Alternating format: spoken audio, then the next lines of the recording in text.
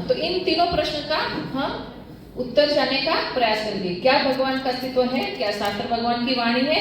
देवी देवता और भगवान में अंतर क्या है? या फिर हम इतने सारे लोगों को पूजते हैं, वो कौन है? वो सारे विषय में आज हम जिज्ञासा पूर्ण करने का प्रयास करेंगे। सबसे पहले सबके मन में है ना, काफी लोगों के मन में एक प्रश्न होता है कि क्या भगवान है ना? भगवान है, ये प्रश्न सबका है। पहले हम एक स्टोरी से शुरुआत करेंगे। ईश्वर है या नहीं, भगवान है या नहीं, उसकी बहुत सारी धारणाएं हैं। एक साधु था, एक गांव से पसार हो रहा था। अब स्वाभाविक है, भारत देश में लोग धार्मिक ज्यादा होते हैं, तो गांव वालों ने उसको इनवाइट किया गांव में, क्या ये हमें कथा सुनाइए। अब साधु थोड़ा नया नया था, उसको कुछ ज्यादा नॉलेज नहीं था, है ना, भगवान वस्त्र धारण कर लिए थे उसने। तो वो जब गया, उन्होंने गांव में कथा का माहौल उत्पन्न किया। वो जाके सोचा क्या बोलूं। सबसे पहले उसने ऐसा पूछा, इसमें से कितने लोग हैं जो भगवान को मानते हैं? तो सबने हाथ उठाए, क्योंकि भारत देश में मानते सब है, लेकिन किसको सही मानना वो जानते नहीं। सबने हाथ उठाए। तो साधु बोले, देखो आप लोग सब भगवान को जानते हो, है ना, मुझे कुछ बताने की जरूरत नहीं, करके वहां से चले गए। अब गांव वालों ने सोचा हम कुछ और जवाब देंगे। दूसरी बार इनवाइट किया गया और सबने सोचा कि इस बार कोई हाथ नहीं उठाएगा, है ना। तो उन्होंने प्रश्न पूछा गांव वालों को कि कितने लोग भगवान को मानते हैं? तो किसी ने हाथ नहीं उठाया। तो बोला आप लोग भगवान को मानते ही नहीं हो, फिर आप लोगों को बता के क्या फायदा, करके साधु वहां से चला गया। अब गांव ने डिसाइड किया कि हम आधे लोग हाथ उठाएंगे, आधे लोग हाथ नहीं उठाएंगे। अब वापस साधु को इनवाइट किया। साधु ने पूछा कि कितने लोग भगवान को मानते हैं? तो आधे लोगों ने हाथ उठाए, आधे लोगों ने नहीं माना। तो बोले जो जो मानते हैं, जो जो जानते हैं, वो नहीं जानते उनको समझा दो, और वो वहां से चले गए, है ना। तो हमारे यहाँ इस चीज पे बहुत, मतलब भगवान है भगवान नहीं है, बहुत वाद विवाद चलते रहते हैं, है ना, बहुत सारे चलते रहते हैं इस विषय में। तो कोई कोई कहते हैं कि भगवान निराकार है, कोई कहते साकार है ना, कोई कहते ब्रह्म है। इस तरह से बहुत सारे अलग वाद हैं, तो उसको आज हम क्लियर करेंगे। सबसे पहले देखेंगे कि नास्तिकवाद का तर्क, है ना। नास्तिक लोग क्या कहते हैं? अगर हम उन्हें देख नहीं सकते तो उन पर क्यों विश्वास करें, है ना। सबसे पहला यही होता है। हम ऐसा सोचते हैं कि आंखों से देखा वही ही सही है। तो बहुत सारी ऐसी चीजें हैं जिसको हम देख नहीं पाते, है ना। जैसे गुरुत्वाकर्षण, है ना। न्यूटन ने गुरुत्वाकर्षण, आपको पता है, वो एप्पल गिरा पेड़ से, और उसने उसको क्या किया, उसने बनाया नहीं, उसने सिर्फ शोधा। ये एक जो लॉ है जिसकी वजह से सारी चीजें नीचे की ओर आती है। तो गुरुत्वाकर्षण को हम देख सकते हैं क्या? नहीं देख सकते। हवा को हम देख सकते हैं, तो हम क्या हवा को नहीं मानेंगे? हवा हम महसूस कर सकते हैं, उसको देख नहीं सकते। वैसे ही एक स्कूल में टीचर नास्तिकवादी थी, तो बच्चों को पढ़ा रही थी, और जो उसमें कुछ बच्चे से तिलक विलक करके आए थे, तो उसका खंडन करने के लिए उसने बोला कि देखो, है ना, यहाँ पे बॉर्ड है ना, तो बॉर्ड आपको दिख रहा है, भगवान है ही नहीं, इसलिए भगवान दिखते नहीं है ऐसा। तो उसमें से एक बच्चा बहुत होशियार था, वो उठा, मैं भी कुछ बताना चाहता हूँ। तो बोले बताइए। जो चीज नहीं दिखती वो होती ही नहीं है, ऐसे करके बच्चे बोलने लगे। बोलो देखो हमारे टीचर को, जिसके पास बुद्धि ही नहीं है। टीचर बोले क्या बकवास कर रहे हो? तो बोले क्या आप अपनी बुद्धि को दिखा सकते हो, है ना। कोई कितना भी करे अपनी बुद्धि को नहीं दिखा सकता, तो क्या बुद्धि नहीं है ऐसा माना चाहिए? नहीं, है ना। और ईगो, है ना, जो सब पे भर भर के पड़ा हुआ है ना, वो ईगो भी हम देख नहीं सकते, लेकिन हमें पता तो चलता है ना कि किस व्यक्ति में कितना ईगो है। ऐसे अल्ट्रावायलेट रेस जिसको बचने के लिए लोग जाती क्रीमें लगाते हैं, ऐसी बहुत सारी चीजें हैं जिसको हम देख नहीं सकते, लेकिन उसको क्या करते हैं, हम मानते हैं या महसूस करते हैं। तो ये कभी नहीं होना चाहिए, ऐसा कभी नहीं सोचना चाहिए कि भगवान नहीं दिखते इसलिए भगवान नहीं है ना। अब नरेंद्र मोदी जी अगर वापी में आ रहे हैं, है ना, तो नरेंद्र मोदी जी वापी में आ रहे हैं तो बहुत सारी व्यवस्थापन करनी पड़ेगी, बहुत सारे प्रोटोकॉल को पालन करना पड़ेगा। अगर उनसे मुझे मिलना है, मैं जाके वहां बोलूंगी कि मुझे नरेंद्र मोदी से मिलना है, तो क्या मुझे ऐसे ही मिलने देंगे? नहीं, उसके लिए बहुत सारे नियमों से निकलना पड़ेगा। तो आप सोचिए नरेंद्र मोदी, हाँ, जिनसे मिलने के लिए इतना सारा है, तो जो ब्रह्मांड के स्वामी है ना, सिर्फ ये तो एक छोटे से देश के हैं, है ना, जो ब्रह्मांड के स्वामी है उसको मिलना हो तो, और वो भी मिलना चाहिए, उसकी भी इच्छा होनी चाहिए। अब मैं नरेंद्र मोदी से मिलने के लिए आतुर हूँ, लेकिन नरेंद्र मोदी मुझसे मिलने के लिए आतुर होने चाहिए ना, कि चल मुझे भी मिलना है इस व्यक्ति को ऐसे करके। हाँ, तो ये है कि मैं कितना भी बोलूं कि मुझे भगवान को दिखाओ, लेकिन भगवान भी है ना प्रकट होने के लिए इच्छुक होने चाहिए। ऐसा तो है नहीं कि भगवान सबके सामने प्रकट नहीं हुए, कई महान भक्तों के सामने प्रकट हुए, कई गुरुओं ने, कई आचार्यों ने उसको साक्षात दर्शन किए हैं, है ना, लेकिन हमारी कोई योग्यता नहीं है और हम बोलते हैं कि हम हमारे सामने भगवान प्रकट हुए। कौन से बड़े आप बड़ी तोप हो कि आपके सामने भगवान प्रकट हुए अपने आप को साबित करने के लिए, है ना।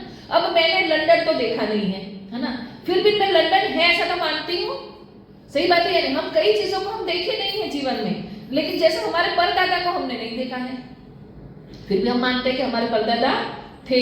तो वैसे ही जरूरी नहीं है, एकदम गलत थियरी है कि भगवान दिखते नहीं इसलिए उनके ऊपर विश्वास नहीं करना है ना, ये एकदम गलत थियरी है। ये एक उदाहरण श्री प्रभुपाद जी बहुत सारे श्लोकों के अनुवाद में लेते हैं, और श्रीमद् भागवत में तो एक पूरे कैंटो में वही ज्यादा था, एक अध्याय में, कि मेढक में एक कुएं में मेढक रहता था, है ना, एक समुद्र का मेढक भी वो कुएं में आया। अब मेढक को वो बोला कि बताए समुद्र बहुत बड़ा है, तो बोला कितना बड़ा, इस कुएं से बड़ा, तो बोले हाँ इससे भी बड़ा है ऐसा, तो बोले कितना कितना, ऐसा करके अपने आप को फुलाता गया। वो बोले नहीं तुम समझ नहीं पाओगे, वो बहुत ही बड़ा है, वो अनंत है समुद्र, ऐसे करके देखो ना, ऐसे करते करते फूट गया, है ना। वैसे ही हमारी हालत है, भगवान नहीं है नहीं है नहीं है करते करते नास्तिकवादों का लास्ट में क्या हो जाता है, ऐसे ही मर जाते हैं। तो ये नास्तिकवादों का तर्क को हमें क्या मानना नहीं चाहिए। कई बार लोग भारत देश में ज्यादातर लोग, नास्तिकवाद लोग भी ऐसे होते हैं, इसका एक उदाहरण देती हूँ, कि पूजा पाठ में बहुत मानते हैं, है ना, पूजा पाठ तो करनी चाहिए। अब पूजा पाठ करने के कारण में सबसे पहला कारण है अज्ञात डर, एक डर लगता है, हाँ पूजा नहीं करी तो नाराज हो जाएंगे, देवी माँ नाराज हो जाएगी, है ना, कोई ना कोई हमसे नाराज हो जाएगा, या फिर हमारा कुछ हो जाएगा। अगर आज देखो मैं रोज आरती करता हूँ, आज आरती नहीं किया तो आज परेशान हो गया, है ना, ऐसे एक अज्ञात डर, एक डर सताता रहता है ना। तो और एक समाज का डर है ना, कि भाई हम धार्मिक नहीं है तो लोग क्या कहेंगे, है ना, ये भी एक डर रहता है कि मैं पूजा पाठ नहीं करता, मेरे घर में मंदिर नहीं तो लोग क्या कहेंगे, एक भी एक डर रहता है। तो ये जो अज्ञात डर है उसके ऊपर एक स्टोरी बताना चाहूंगी कि एक मित्र था, है ना, दो मित्र थे, उसमें एक बहुत भक्ति भाव वाला व्यक्ति था, लेकिन जो दूसरा था वो बिल्कुल भी भगवान को नकारता था, नास्तिक था, बिल्कुल भगवान को मानता नहीं था। अब दोनों बड़े हो गए, अपने अपनी जगहों में अपना अपना पढ़ाई कंप्लीट किया। पढ़ाई कंप्लीट करने के बाद है ना, उसने जो नास्तिक मित्र था उसने अपने दोस्त को इनवाइट किया कि मेरी ऑफिस का इनॉग्रेशन है, तुम आओ। तो वो उसके ऑफिस में इनॉग्रेशन करने के, तो उसने देखा कि बड़े ना ऐसे फूलों के हार बांधे हुए हैं दरवाजे के ऊपर, यज्ञ हो रहा है। तो उसने उसको पूछा कि तुम तो बिल्कुल भी नास्तिक थे, तुम तो भगवान को मानते नहीं थे, तो फिर क्यों यज्ञ करवा रहे हो, क्यों मुहूर्त देख रहे हो, इसकी देखने की तुम्हें जरूरत नहीं है। अगर तुम भगवान को नहीं मानते तो चैलेंज करो, कोई भी मुहूर्त में कभी भी अपने ऑफिस का इनॉग्रेशन करो। तो बोले नहीं ऐसा नहीं है, मैं मानता हूँ कि भगवान है ही नहीं, लेकिन 1% निकल गए तो मैं इतना खर्चा करके ऑफिस बिजनेस बड़ा कर रहा हूँ, क्या पता उसमें मेरा नुकसान हो जाए। मतलब वो एक डर तो अंदर से, क्योंकि भारत देश में जन्म लिया है ना, तो ये स्वाभाविक है ना, या उनका डर रहेगा भगवान का या भगवान को मानोगे, ये तो रहने ही वाला है ना। समाज का डर मैंने बताया, वैसे कई लोगों को ऐसा रहता है कि हम अगर भक्ति भाव नहीं करेंगे, हाँ तो क्या होगा, जैसे कई बार है ना किसी को ऐसा होता है कि समय नहीं है, लेकिन नीचे गणेश चतुर्थी का उत्सव हो रहा है, नवरात्रि हो रही है, नहीं जा पाते तो भी सोसाइटी में बातें करेंगे, देखो ये तो यहाँ से गुजरते तो भी नहीं आते हैं, है ना। ये एक डर भी लोगों को रहता है। और तीसरा कारण है इच्छा, कोई ना कोई इच्छा होती है ना, इस वजह से भी वो लोग पूजा पाठ करते हैं। एक लड़का था, है ना, कॉलेज कंप्लीट करके अब इंटरव्यू देने के लिए ऑफिस में जा रहा था, 4-5 दोस्त साथ में ही जा रहे थे। तो एक दोस्त ने तिलक किया था, तो दूसरे दोस्त ने पूछा कि तू तो भगवान को नहीं मानता है, फिर तिलक क्यों करके जा रहा है। तो बोले मैंने रिसर्च किया है कि जो बॉस है ना वो इस्कॉन से जुड़ा हुआ है, उसको इम्प्रेस करने के लिए मैं क्या कर लेके जा रहा हूँ, तिलक लगा के जा, मतलब ढोंग कर रहा है। इस ढोंग के पीछे भी क्या है, उसकी इच्छा है ना। सबको कुछ ना कुछ इच्छा है, इसीलिए भी सब लोग पूजा पाठ में लगे रहते हैं।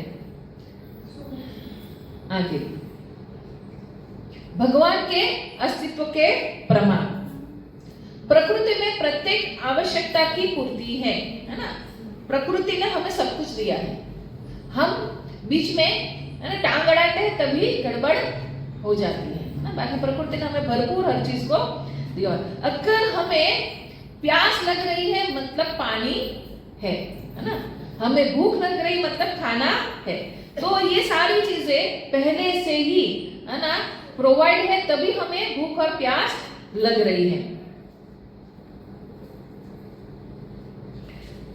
अफ्रीका में ऐसे लोग हैं जो पहाड़, पौधे है ना, समुद्र सबकी पूजा करते हैं है ना, क्योंकि वो मानते हैं कि प्रकृति एक शक्ति है ना, सूर्य की, चंद्र की, सबकी वो लोग पूजा करते हैं। लेकिन वो ये भी जानते हैं कि इससे परे भी बहुत महान शक्ति है ना। लेकिन ये सारे उनको देख रहे तो वो प्रकृति को बहुत सुंदर तरीके से उसकी पूजा पाठ करते हैं है ना।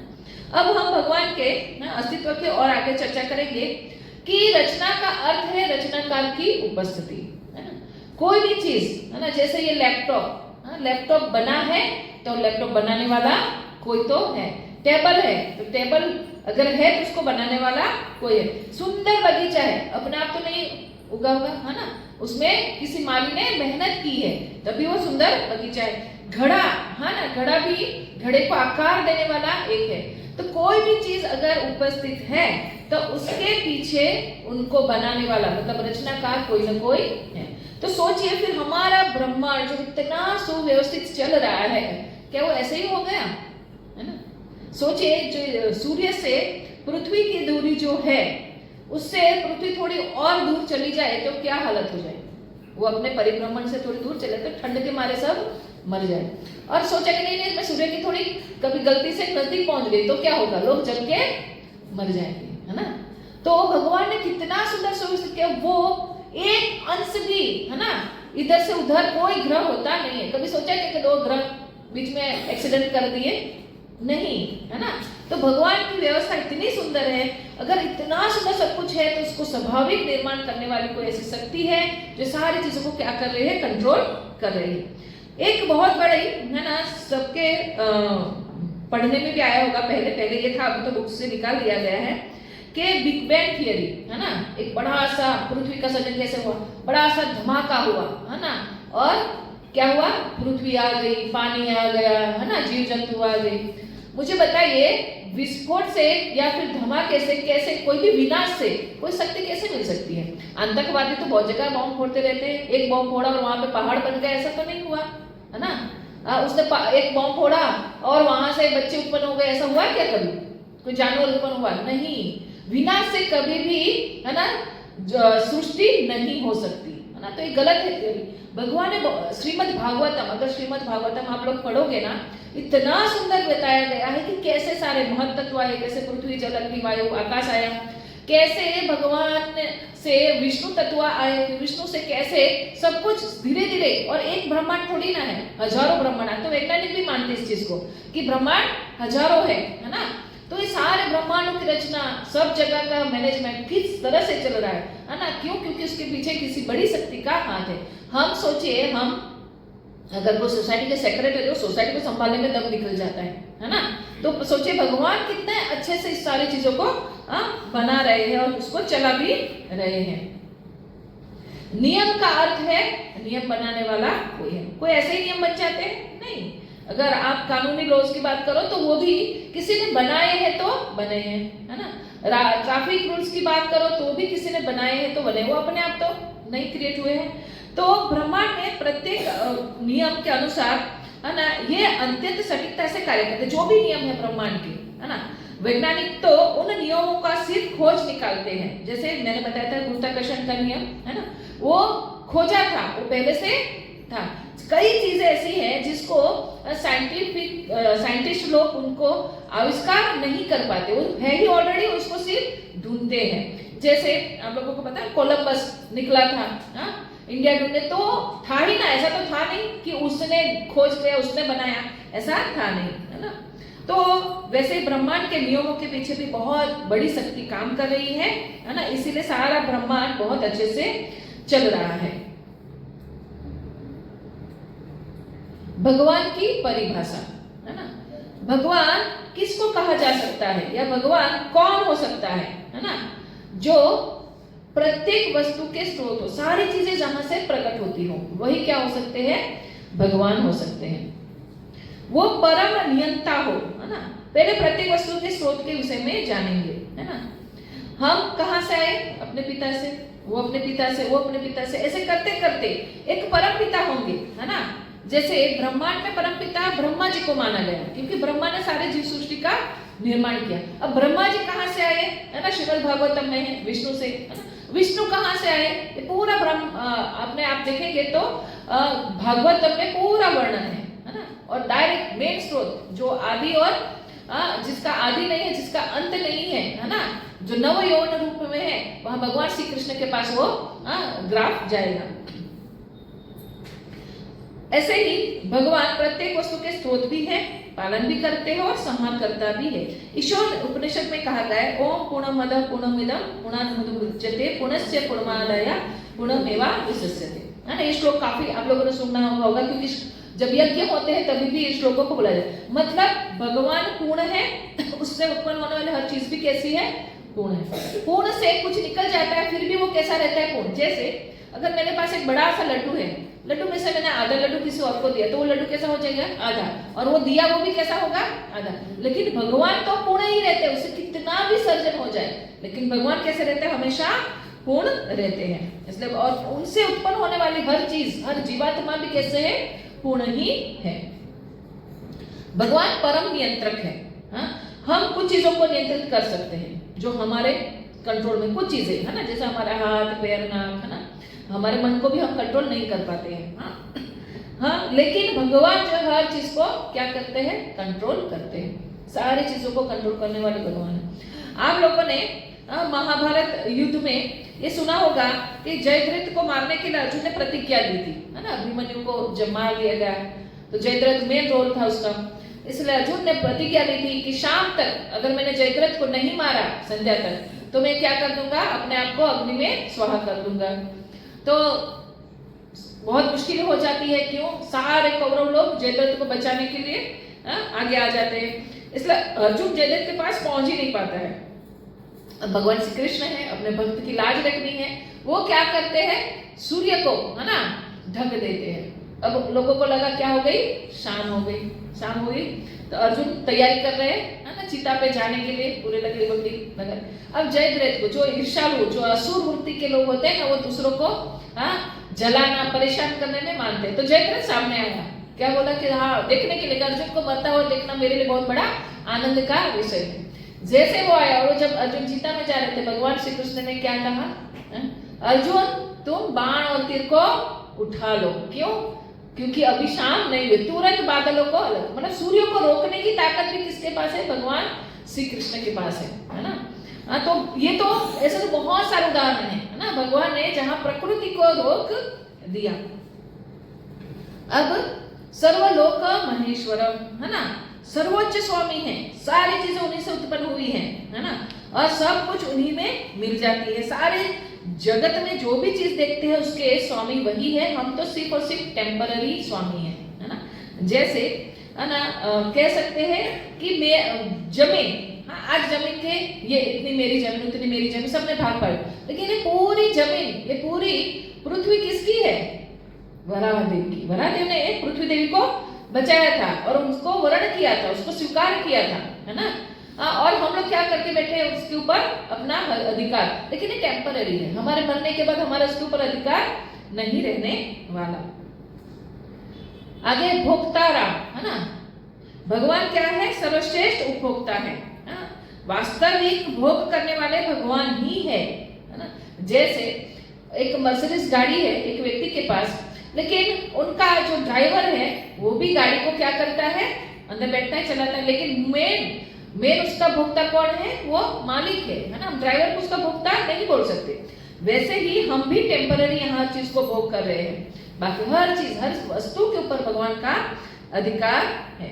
आप लोगों को पता होगा कि भगवान हर चीज को स्वीकार कर सकते हैं। गोवर्धन लीला सबको याद होगी। गोवर्धन लीला में जब गोवर्धन को भोग लगाया गया है ना, तो बहुत सारी आइटमों को भोग लगाई गई। भगवान खाते गए और क्या बोलते गए, अनियोर और लाओ। भगवान का पेट भरा ही नहीं। मतलब भगवान जितना चाहे उतना हर चीज को भोग कर सकते। जब बाद में उसमें तुलसी का दल रख दिया तो भगवान बोले अब मेरा पेट भर गया। गोवर्धन के रूप में भगवान स्वयं श्री कृष्ण प्रकट होकर सारी चीजों को स्वीकार कर रहे थे।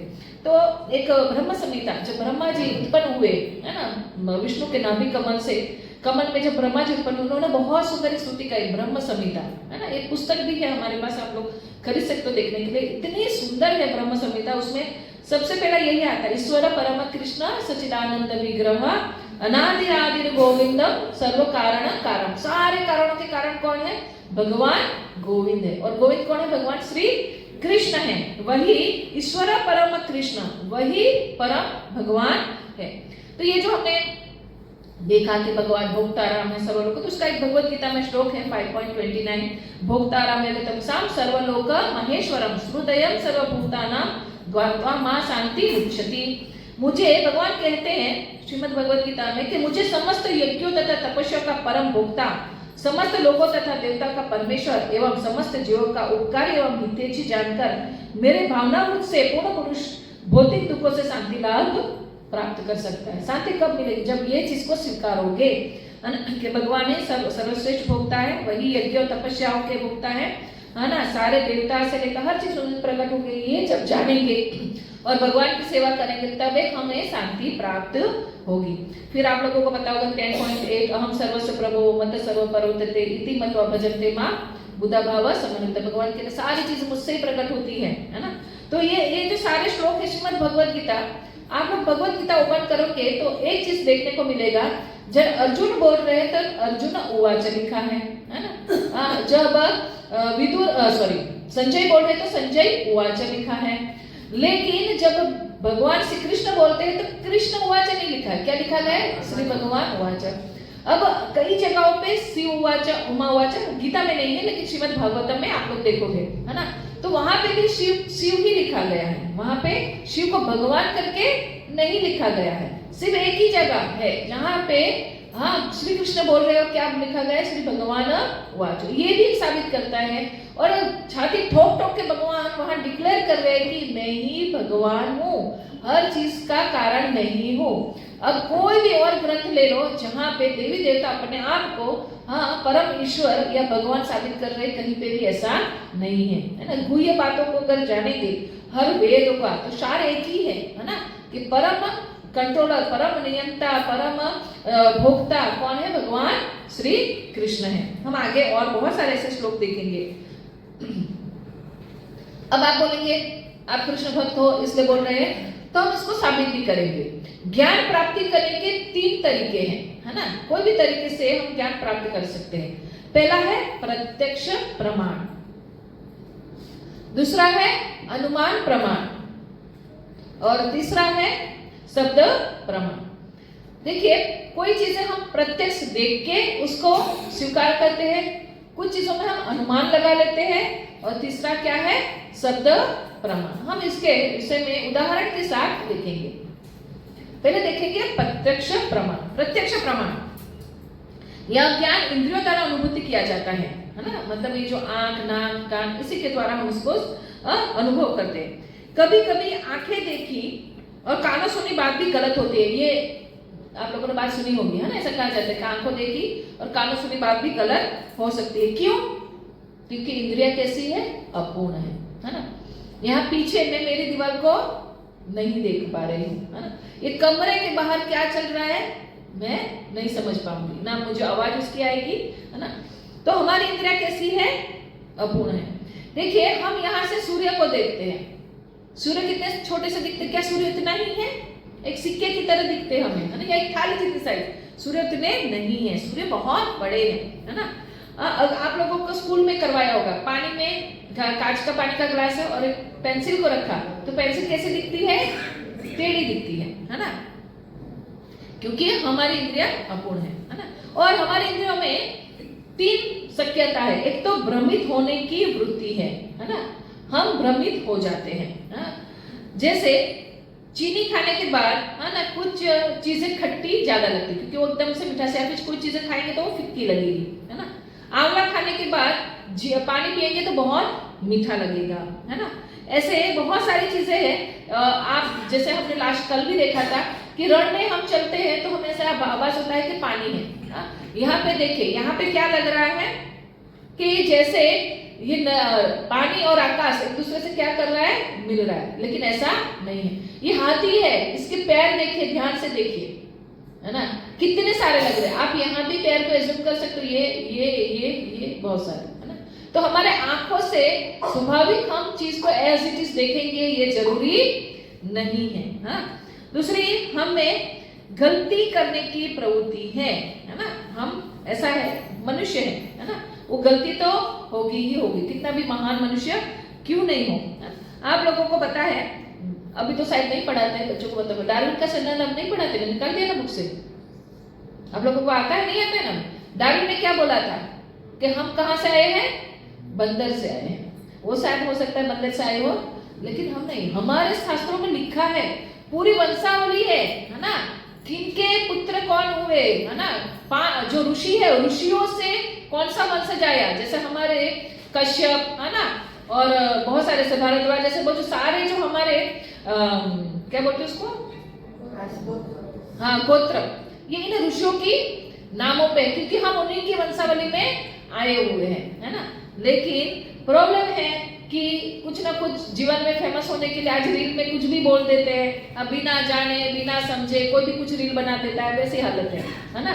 बाद में इस चीज को नकारा गया, है ना। तो व्यक्ति कुछ ना कुछ गलती कर देते हैं, है ना। गांधी जी ने भी गलती कर दी, है ना, भारत देश से पाकिस्तान को अलग किया, और वो टाइम में बहुत सारे लोग मर गए। तो हो सकता है महान व्यक्ति से भी गलती होगी, क्योंकि हमारी इंद्रियां अपूर्ण है, इसलिए हो सकता है जो मैं सोच रही हूँ कि ये सही है, सामने वाला सोच रहा है वो सही नहीं है, और गलतियां हो सकती है।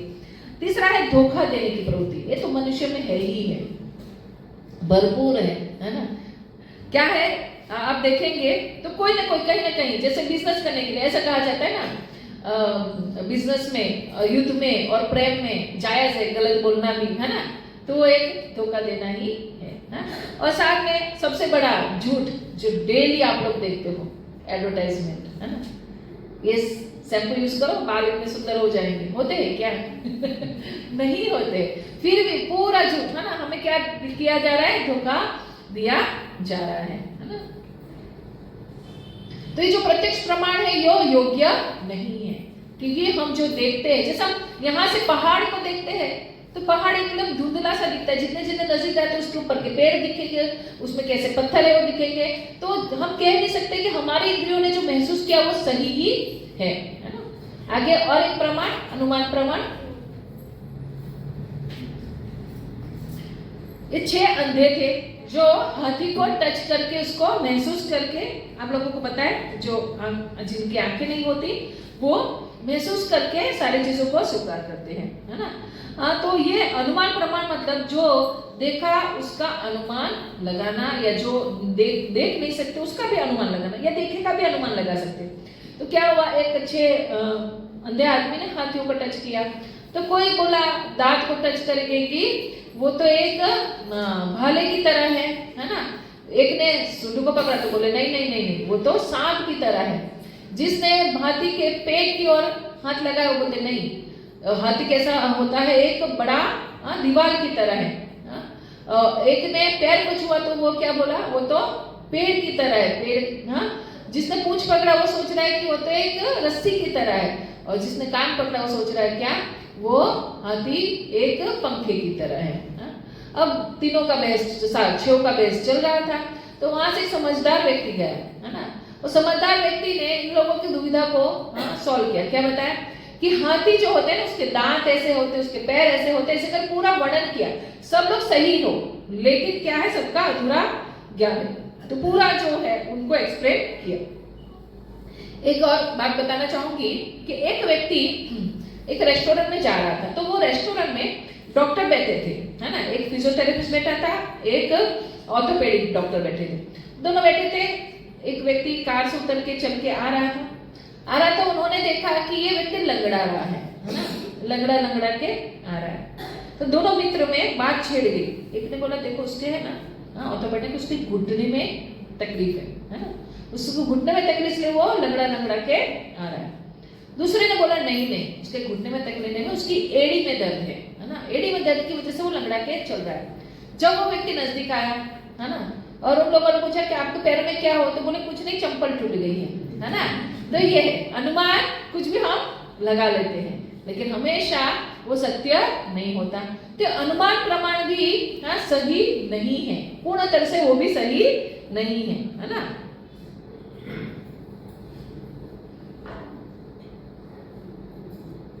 अब शब्द प्रमाण है ना, जो तीसरा प्रमाण है। अब शब्द प्रमाण मतलब प्रमाणिक व्यक्ति के द्वारा प्राप्त किया हुआ ज्ञान। जब एक बच्चे को अपने पिता के बारे में जानना हो तो किससे पूछेगा? आजू बाजू वालों से पूछने जाएगा मेरा पिता कौन है? किसको पूछना चाहिए उसको? अपनी माँ को, है ना। तो बेटा अगर अपनी माँ को जो पूछता है कि मेरे पिता कौन है, तो माँ ने बताया कि ये इनके पिता है, तो उसको क्या करना चाहिए? स्वीकार करना चाहिए। फिर ऐसे कि मैं सबके साथ जितने भी वापी में व्यक्ति सबके डीएनए का टेस्ट करके देखूंगा कि मैं उसका बेटा हूं या नहीं, है ना। ये सही नहीं है ना। आगे प्रमाणिक स्रोतों से जानना, है ना, गुरु परंपरा में आए हुए गुरुओं से जानना, शास्त्रों से जानना, इससे हमें पता चल सकता है ना कि सही क्या है ना। तो ज्ञान प्राप्त करने के लिए या तो हमें प्रमाणिक स्रोत या शास्त्रों का शास्त्रों से प्राप्त करना चाहिए। तो ये प्रमाणिक ज्ञान कैसे होते हैं? तो प्रमाणिक जो ज्ञान है वो सार में परिवर्तित नहीं होते। सारे शास्त्रों का सार एक ही होगा, है ना। सारे शास्त्रों में एक ही चीज बताई गई होगी। समय की कसौटी पर खरा उतरता है, ऐसा नहीं है ना कि 5000 वर्ष से पहले वो कुछ और लिखा गया और अभी कुछ और लिखा गया, वो बदलता नहीं है ना। कभी भी गलत सिद्ध नहीं होता, जैसे डार्विन का सिद्ध हो गया, है ना। बहुत सारे साइंटिस्ट लोग कुछ खोजते हैं, उसको भंग करने के लिए, उसको तोड़ने के लिए और एक व्यक्ति आता है ना।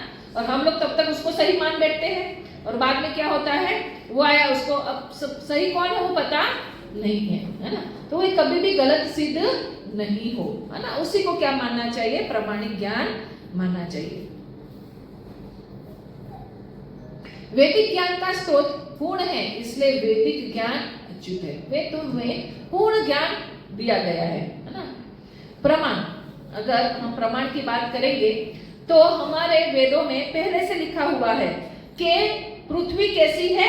गोल है ना। हमारे शास्त्रों में बहुत सारी चीज पहले से दी गई थी और बहुत साइंटिस्ट उसको मान ले। दुविधा यह है कि भारत के लोग ना शास्त्रों को और वेदों को नहीं पढ़ते और बाहर वाले उसी का बराबर उपयोग कर रहे हैं, है ना।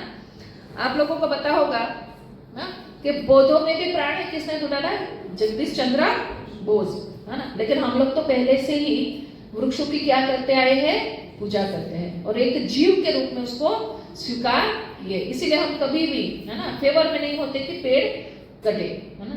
हमारे श्रील प्रभुपाद जी वृंदावन मंदिर में जाएंगे तो वहां मंदिर के बीच में एक पेड़ है ना। कभी भी उसको प्रभुपाद ने काटने लगे, जुहों में भी, है ना। क्यों? क्योंकि वो भी एक जीवात्मा है ना। इसीलिए मानवीय भ्रूण, है ना, मानवीय भ्रूण के विषय में आप अगर अभी हम लोग भागवतम लिखते हो, मतलब हमारा भी क्लास होता है भागवत गीता का, उसमें आएगा 3rd कैंटो में अध्याय 31 कपिल मुनि और देवहूति का संवाद है, जिसमें गर्भ कैसे बनता है, हर महीने वो कैसे विकास होता है ना। वो अंदर क्या सोचता है, वो क्या प्रार्थना करता है। मैंने कल बताया था ना कि वो गर्भ में प्रार्थना करता, वो सारी चीजें उसमें वर्णन है ना। वो कैसे उसका करवट या उसके कैसे लक्षण है जिससे पता चले कि वो पुत्र है या पुत्री, सारा वर्णन उसमें है ना। आपको स्कंद 3 में, है ना, अध्याय 31 में अगर आप पढ़ेंगे तो उसमें सब लिखा है। और ये जो भूलोक मतलब और 7 द्वीप, हमारे 7 द्वीप है, ये आप अगर देखना चाहते हो 9th कैंटो में अम्बरीश महाराज ने इस 7 द्वीपों के बारे में बताया, क्योंकि अम्बरीश महाराज 7 द्वीपों के राजा थे, है ना। तो ये सारी चीजें हमारे शास्त्रों में ऑलरेडी लिखी हुई है। कुछ आश्चर्यजनक भविष्यवाणी, है ना, बहुत सारी ऐसी भविष्यवाणी, है ना। तो श्रीमद् भागवत में 11वां स्कंद 5वां अध्याय 32वां श्लोक, कृष्णवणम तिशार कृष्णम सांगोपांगा से पार्षदम, उसमें चैतन्य महाप्रभु जो आज से लगभग 500 वर्ष पूर्व हुए, उनका वर्णन पूरा है। भगवान बुद्ध आएंगे, क्योंकि श्रीमद् भागवतम जब लिखी है ना, तब कौन थे? व्यासदेव ने लिखी। व्यासदेव ने लिखी तब भगवान बुद्ध और कल्कि आए नहीं थे, तो उन्होंने भविष्य में भगवान बुद्ध आएंगे, किनके पुत्र के रूप में आएंगे, वो क्या करेंगे, सब कुछ वर्णन है ना श्रीमद् भागवतम में। क्योंकि 5000 साल पूर्व लिखा गया है ना, तो बुद्ध आके तो 5000 साल नहीं हुए। हाँ, तो उन्होंने इसको भविष्य में लिखा है कि भगवान बुद्ध आएंगे ऐसे करके। इवन वो तो छोटे महान व्यक्तियों का, चाणक्य पंडित का, और ये सारा चीज है ना, मैंने देख के ही बोल रही हूँ, कोई ऐसे ही नहीं है ना। अगर आप लोगों को कलयुग में क्या है, कलयुग में कौन से वंशावली चल रही थी, ये पढ़ना है तो 12वां स्कंद निकालिए, है ना, लास्ट कैंटो श्रीमद् भागवतम। आप लोगों ने शायद श्रीमद् भागवतम अगर देखी हो तो कई बार छोटी ही देखी होगी, जिसमें स्टोरी फॉर्म में होता है, लेकिन श्रीमद् भागवतम भगवत गीता की तरह ही श्लोक और श्लोक के साथ अनुवाद जैसा है। तो ऐसे 12 स्कंद है और 18 बुक है, क्योंकि कोई कोई स्कंद इतने बड़े हैं जिसमें 3 और 4 बुक है। इसको पढ़ना ही चाहिए जीवन में, है ना। अनिल अग्रवाल लंदन में जो इतने बड़े बिजनेसमैन हैं, है ना, अजोगोपति के व्यक्ति है ना, वो श्रीमद् भागवतम का बहुत सुंदर प्रचार करते हैं। वो एवरी डे सुबह मंगला आरती जाते हैं, हाँ, मंदिर में, इस्कॉन मंदिर में, वहां वो खुद कीर्तन भी करते, दर्शन आरती करके वो आते, और वो नित्य भागवत पढ़ते, नित्य भागवत पढ़ते, और बहुत सारे लोगों को भागवतम गिफ्ट भी करते। तो चाणक्य पंडित के बारे में भी है, चंद्रगुप्त मौर्य और अशोक राजा के बारे में भी 12वें स्कंद के पहले अध्याय में सारा है। पहले अध्याय में इन लोगों का वर्णन है जो महान व्यक्ति कलयुग में जन्म लेने वाले हैं। दूसरे स्कंद में कलयुग में लोग कैसे होंगे उसका वर्णन है ना। बहुत सुंदर वर्णन है, मैंने पढ़ा हुआ है दूसरा अध्याय, तो मैं काफी मतलब अभी जो हम देख रहे हैं ना वैसा ही है। श्रीमद् भागवतम के पहले कैंटो के पहले अध्याय का 10वां श्लोक है, प्राण अल्पयुष सभ्य कलावास्मिन् युगे जना मंदहा सुमदमतयो मदभाग्या उपद्युता। मतलब जो कलयुग में व्यक्ति होंगे उनकी आयु कैसी होगी, कम होगी। तो आप जानते हैं हमारे दादा परदादा 100 साल जी गए, लेकिन हम लोग इतने नहीं जी सकते हैं। हाँ, झगड़ालू होंगे, कोई ऐसा दिन नहीं होगा कि झगड़ा नहीं देखा हो, है ना। चलो लास्ट में सीरियल में तो देख ही लेते हैं, है ना। आलसी होंगे, हाँ, बुद्धि कम होगी, और बच्चा अगर सब तरह से ठीक होगा तो भाग्य कम होगा, और वो हमेशा विचलित रहेगा, हमेशा डिस्टर्ब रहेगा, है ना। ये कलयुग के लोग ऐसे होंगे, ऐसा भविष्यवाणी किसमें बताई हुई है, श्रीमद् भागवतम में। ये मैंने जैसे 12वां कैंटो का बताया, उसी में और एक श्लोक है, ततश्चु दिनम धर्मम सत्यम सोचो समालया काले न बलिना राजन नक्षति आयुर्बलम स्मृति, है ना। ये इसमें कहा गया है, इसमें भी इसी तरह से कहा गया है, हे राजन, जब कलयुग का प्रभाव आगे बढ़ेगा वैसे धर्म, सत्य, निष्ठा, स्वच्छता, सहनशीलता, दया, आयु, है ना, धीरे धीरे कैसा होगा, क्षण होता जाएगा। दिन प्रतिदिन ये सारी चीजें क्षीण होती जाएगी, है ना। उसी में आगे और एक श्लोक आते हैं, वित्तमेव कलो नूणाम जन्माचारो गुणोदय धर्मन्याय व्यवस्थाय कारणम बलमेव हि, है ना। व्यक्ति ये जो कलयुग में जो लोग हैं, जो धनी हैं, वही अच्छे जन्म के उचित आचरण और उत्तम गुणों वाला माना जाएगा, और कानून एवं न्याय का पालन केवल व्यक्ति की शक्ति के आधार पर किया जाए। आप जानते हो जो बच्चा एक रोटी चोरी करता है उसको जेल में डाल दिया जाएगा, करोड़ों का जो घोटाला करते हैं वो लोग आज भी बिंदास घूमते हैं। ये लिखा आप देखिए ना, उसमें इतना सुंदर वर्णन है कि लोग आप लोगों को पता होगा कि पहले शादियां परिवार कुल देख के होती थी, है ना। अब माँ बाप ही चेक करते थे, चाहे गरीब क्यों ना हो, लेकिन उनका कुल कितना अच्छा है। उसमें लिखा है कि आजकल लोग, है ना, कलयुग में लोग सिर्फ और सिर्फ बाहरी सुंदरता को देख के विवाह करेंगे। स्त्रियां बाल कटाएगी, पुरुष बाल लंबे करेंगे, बालों को कलर किया जाएगा, है ना, रेड कलर, सब कुछ इसमें वर्णन है ना। आप लोग चाहते हो तो 12वां स्कंद भी किसी से लेके भी इस चीजों को पढ़ सकते हो, है ना। तो देखिए ये सारी भविष्यवाणी पहले 5000 साल पूर्व ही हो चुकी है। शास्त्रों की तुलना, है ना, माँ से, है ना, और मैनुअल बुक से की गई है ना। कल ही बात हुई थी, प्रभु बताए थे कि गीता क्या है, हमारा मैनुअल बुक है ना। वैसे ही ये माँ एक ऐसी है जो सारे रिश्तों को समझाती है, ये दादा है, ये दादी है, ये पिता है ना। और बच्चे ज्यादातर माँ से ही बहुत सारी चीजों को पूछते हैं, वही बताते हैं कि इसको ये बोलते हैं। अच्छा, अभी कभी हमने स्कूल में ऐसा आर्गुमेंट क्या किया, इसी को ए क्यों बोलते हैं, इसी को बी क्यों बोलते हैं? नहीं, हमने इसको क्या किया, स्वीकार कर लिया, है ना। तो वैसे ही माँ की बातों को हम स्वीकार करते हैं, और वैसे शास्त्र हमारे क्या है, मैनुअल बुक, है ना, उसमें बहुत सारे यम नियम बताया गया है ना। तो आप बोलेंगे फिर भिन्न शास्त्र क्यों है ना। अगर शास्त्रों का सार एक है, शास्त्र मैनुअल बुक है, तो अलग अलग शास्त्र क्यों है ना।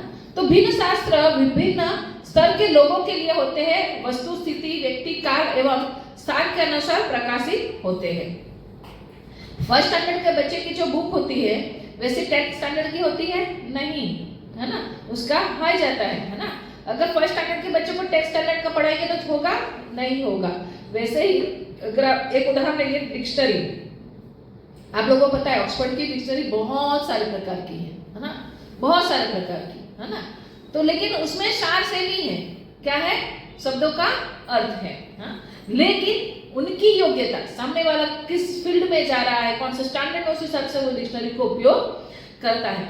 वैसे ही जो एक ही धर्म में, मतलब जैसे हमारे सनातन धर्म में बहुत सारे शास्त्र है, लेकिन हर एक शास्त्र का निचोड़ एक ही है, क्या है, भगवान की भक्ति करना, भगवान के धाम जाना।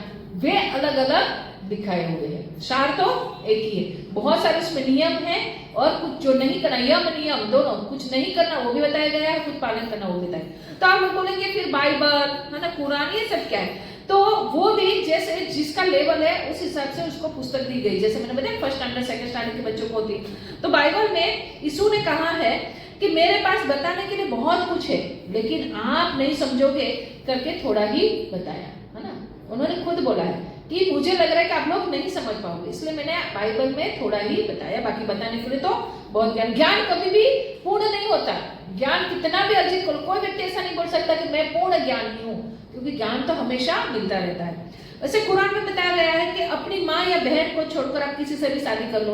अब ये बात सनातन धर्म में तो बताने की जरूरत नहीं होती है कि माँ बहन को छोड़ के आप किसी से, वो उनको पता है ना, कि कौन से व्यक्तियों से विवाह कर सकते। इसीलिए हमारे धर्म में ब्रह्मचार्य, संन्यास, गृहस्थ, वानप्रस्थ, ये सारे विषय, मतलब उच्च विषयों को बताया गया है ना। कोई भी ग्रंथ में इस तरह से नहीं है जो सनातन धर्म में, लेकिन सबका सार एक ही है, भगवान को प्रेम करना। आप देखेंगे वो लोग भी जिनको भी मानते हैं उनको प्रेम करते हैं, और सनातन धर्म में भी सब भगवान को प्रेम करते हैं। तो क्या शास्त्र भगवान की वाणी है? हाँ, शास्त्र क्या है, भगवान की ही वाणी है। कैसे? तो आप लोगों को पता है श्रीमद् भगवत गीता किसने बोली? भगवान स्वयं श्री कृष्ण, जिसको पूर्ण पुरुषोत्तम भगवान कहा गया है ना। और लिखा किसने? सारे वेदों को लिखा किसने? वेद पुराण, है ना, सब किसने लिखा? वेद व्यास ने। और वेद व्यास भगवान के साहित्य अवतार है। क्या है? भगवान के साहित्य अवतार, है ना। वो सक्तावेश अवतार है, सक्तावेश अवतार में साहित्य अवतार है। और उसको अपौरुषीय कहा गया है। जो भी वेदों में लिखा गया है ना, मतलब अपौरुषीय, मतलब एक साधारण मनुष्य ने नहीं लिखा है ना। शंकराचार्य कहते हैं सर्वोपनिषद गावो दोग्धा गोपालनंदना पार्थो भक्त सुधीर भोक्ता दुग्धम घृता मृतम।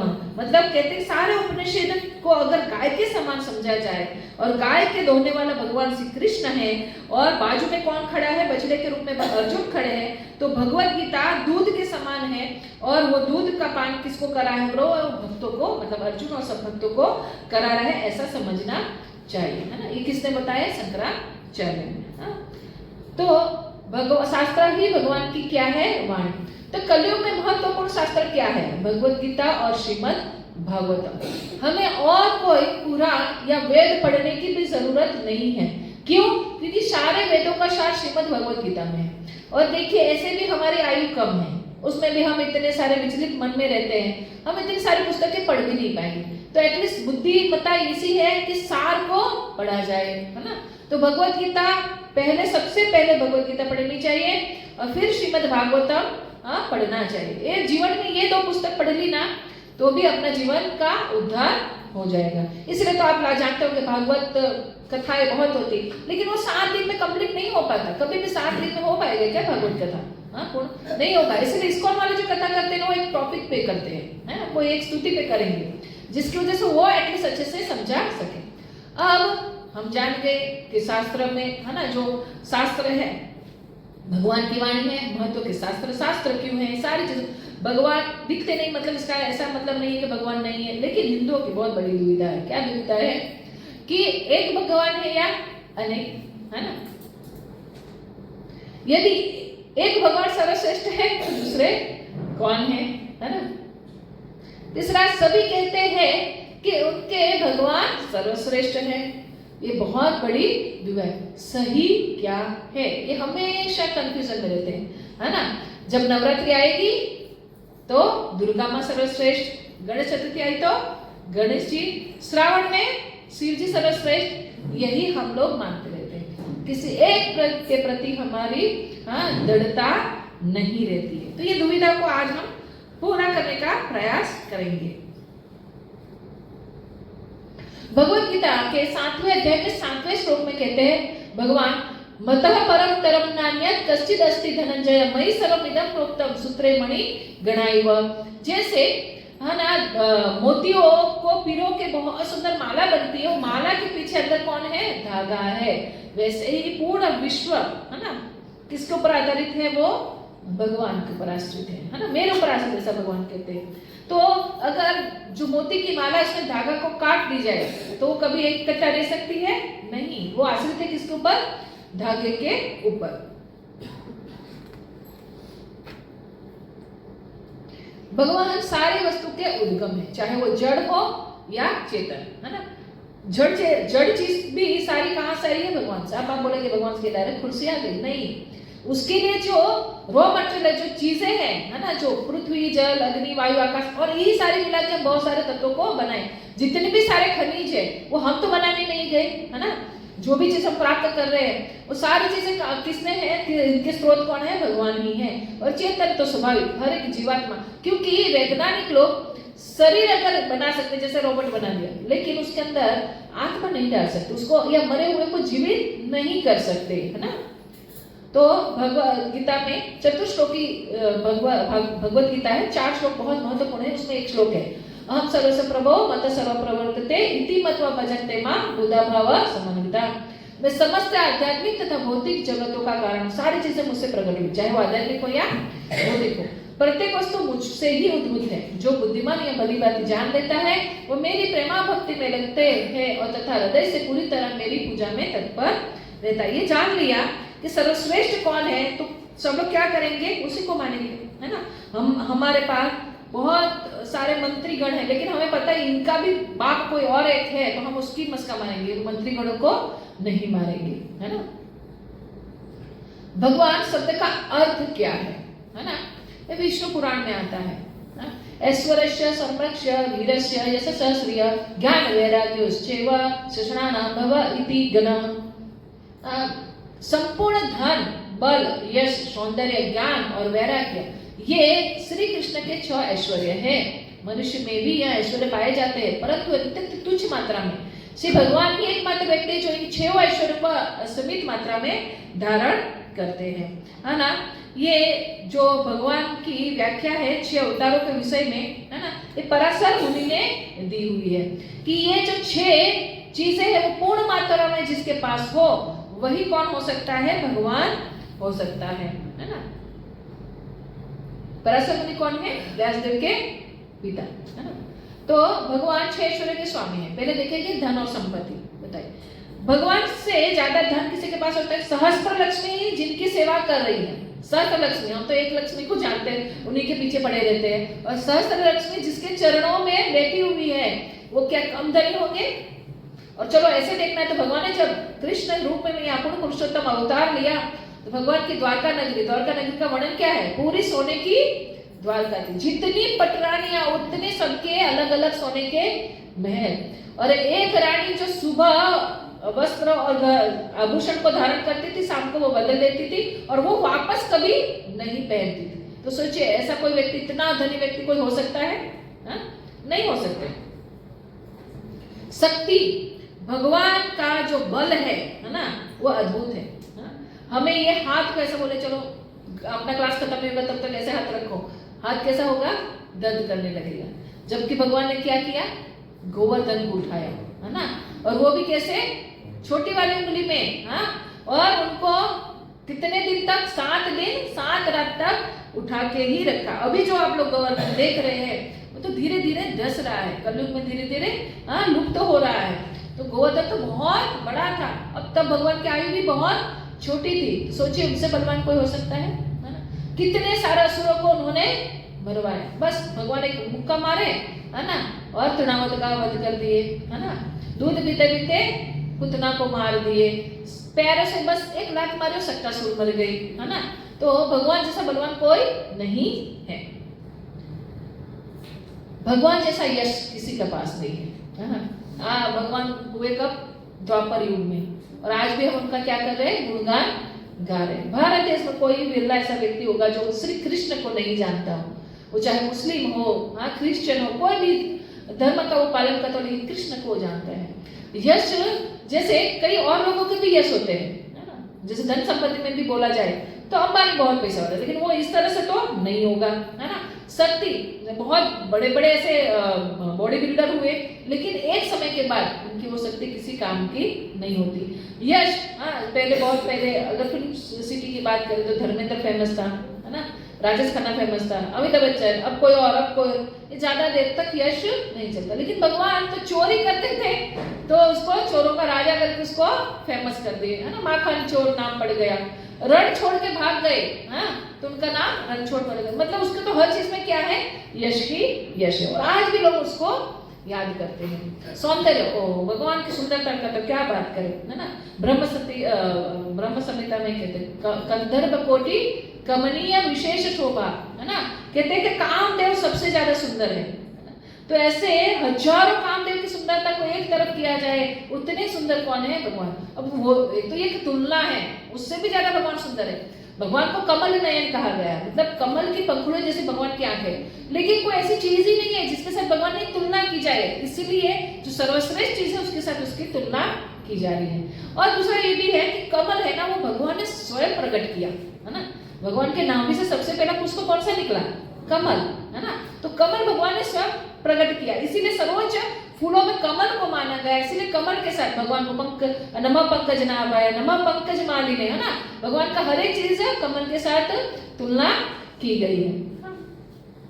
और आप लोगों को बताइए होगा कि जब भगवान ने मोहिनी रूप लिया तो हमारे महान वैरागी शिव जी भी उसमें ऊपर मोहित हो गए, है ना। तो अब उनकी सुंदरता, एक बार की बात है, भगवान श्री कृष्ण अपने आप को ही पानी में अपनी परछाई को देखते, फिर वो चले जाते, फिर वापस देखते, बोले इतने सुंदर कौन हो सकता है। वो अपने आप के लिए इतना सोचते हैं कि इतना सुंदर हो वैसे, है ना।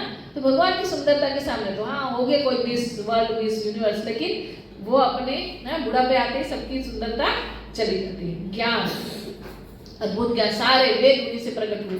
बांसुरी बजा के ज्ञान दे दिया ब्रह्मा जी को, शंख लगा के ध्रुव को पूरा ज्ञान दे दिया। वो ज्ञान का क्या है, भंडार है।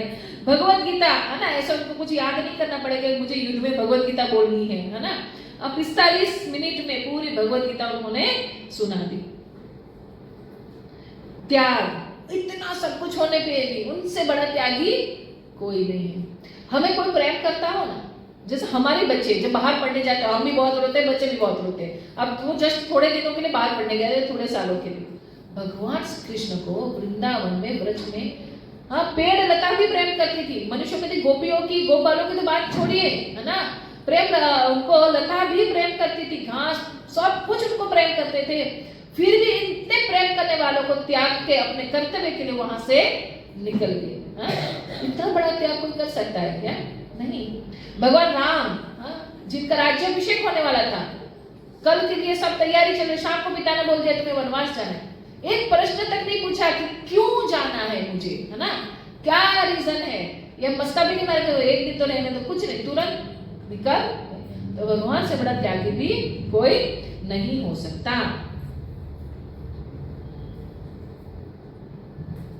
भगवान के बहुत सारे विभिन्न अवतार हैं। श्रीमद् भागवतम में भगवान के 24 अवतारों का वर्णन है ना, और बहुत सारे देवी देवता भी हैं। एक श्रीमद् भागवतम का ही श्लोक है, एते चांस कला पुंस कृष्णस्तु भगवान स्वयं इंद्रियाणि व्याकुलम लोके मुदयन्ति युगे युगे। यहाँ पे कहा जा रहा है, सुखदेव गोस्वामी कहते हैं कि मैंने, क्योंकि आगे के स्कंद में सारा वर्णन आया है भगवान के 22 अवतारों का, तो बताइए सारे क्या है, भगवान के अवतार है, लेकिन भगवान स्वयं कौन है, अवतारी है। और जब कृष्ण तो भगवान स्वयं कृष्ण है, जब इंद्रियाणि मतलब इंद्र जैसे देवताओं को जब व्याकुल हो जाते हैं, तब उनकी रक्षा करने के लिए मैं हर एक युग में अलग अलग अवतारों में प्रकट होता हूँ।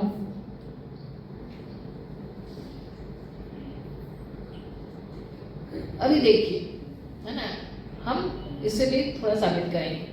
गोवर्धन लीला, है ना, पूरी लीला नहीं बताऊंगी, लेकिन आप सबको पता है कि गोवर्धन भगवान ने 7 दिन तक उठाया टचले अंगली में। फिर क्या हुआ, इंद्र और नाराज हो गए, है ना। क्यों उठाना पड़ा गोवर्धन, क्योंकि इंद्र नाराज हो गए थे, उनकी सेवा पूजा उन्होंने क्या कर दी, बंद करवा दी। भगवान कृष्ण ने बोला गोवर्धन की पूजा करिए, और इंद्र के तो फर्ज है, उसको तो वो करना ही पड़ेगा, है ना। इंद्र को काम ही इसलिए दिया गया है बारिश करना, तो वो तो करना ही है, उसकी पूजा करो या ना करो। बंद करवाई तो इंद्र ने इतनी बारिश बरसा दी, है ना। फिर इंद्र ने ब्रजप्रात के बहुत कुछ करके देख लिया, फिर वो क्या करते, घुटनों के बल आके भगवान से क्या मांगते, माफी, और उनकी स्तुति करते। ब्रह्म विमोहन लीला, जो सबसे बड़े जीव है ना, ब्रह्मा जी, ब्रह्मा जी जिसने स्वयं भगवान को देखा, ब्रह्म संहिता गाई, वो भी क्या हो गए, मोह में पड़ गए। उसने देखा कि भगवान, अब देखिए भगवान है, कैसे किसी का झूठा खाए, फिर भी वो अपने गोपालों का झूठा खा रहे थे। भगवान अपने भक्त वत्सल है, इसीलिए वो झूठा खाते। तो उसने सोचा ये भगवान नहीं हो सकते, है ना।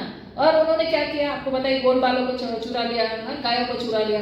तो भगवान ने क्या किया, अपने अंदर से पूरे जितने गाय थी, है ना, जितने लड़के थे, सबको अपना ही विस्तार बना दिया। ऐसा कभी हुआ क्या किसी और लीलाओं में, किसी और के साथ, जैसे ब्रह्मा ने किया हो, शिव ने किया हो?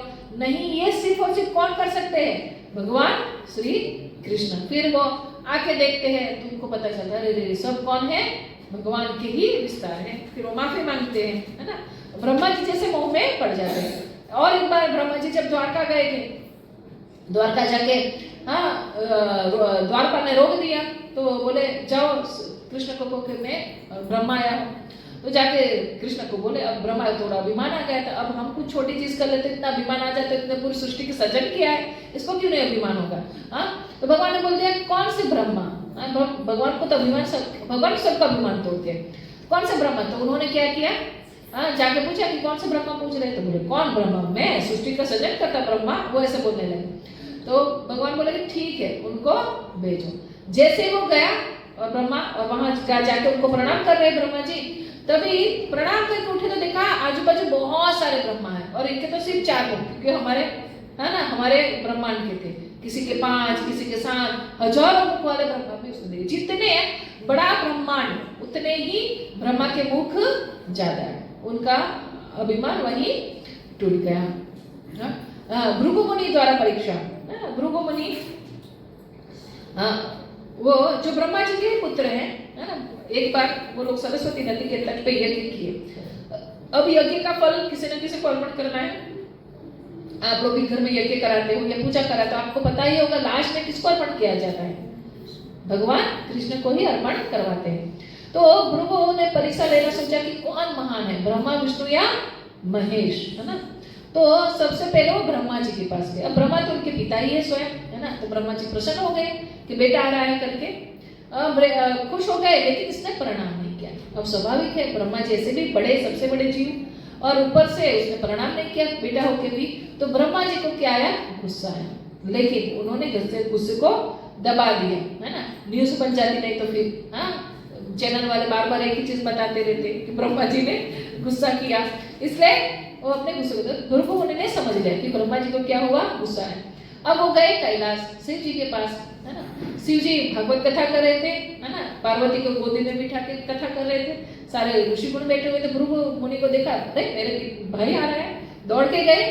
भृगु ने बोला अरे गंदे काले, ऐसे राख लगाया हुआ, रुक जा, मेरे को छूना मत, गंदा कई दिनों से नहाया नहीं होगा, ऐसा करके उनकी निंदा करने लगे। तो ब्रह्मा जी, शिव जी बहुत क्रोधित हो गए, है ना, त्रिशूल उठा लिया। तब पार्वती ने रोक दिया, भाई बहुत बड़ी चर्चा हो जाएगी, एक भाई ने भाई की हत्या कर दी, सारे न्यूज़पेपरों में आ जाएगा, आप क्या हो, शांत हो जाओ, है ना।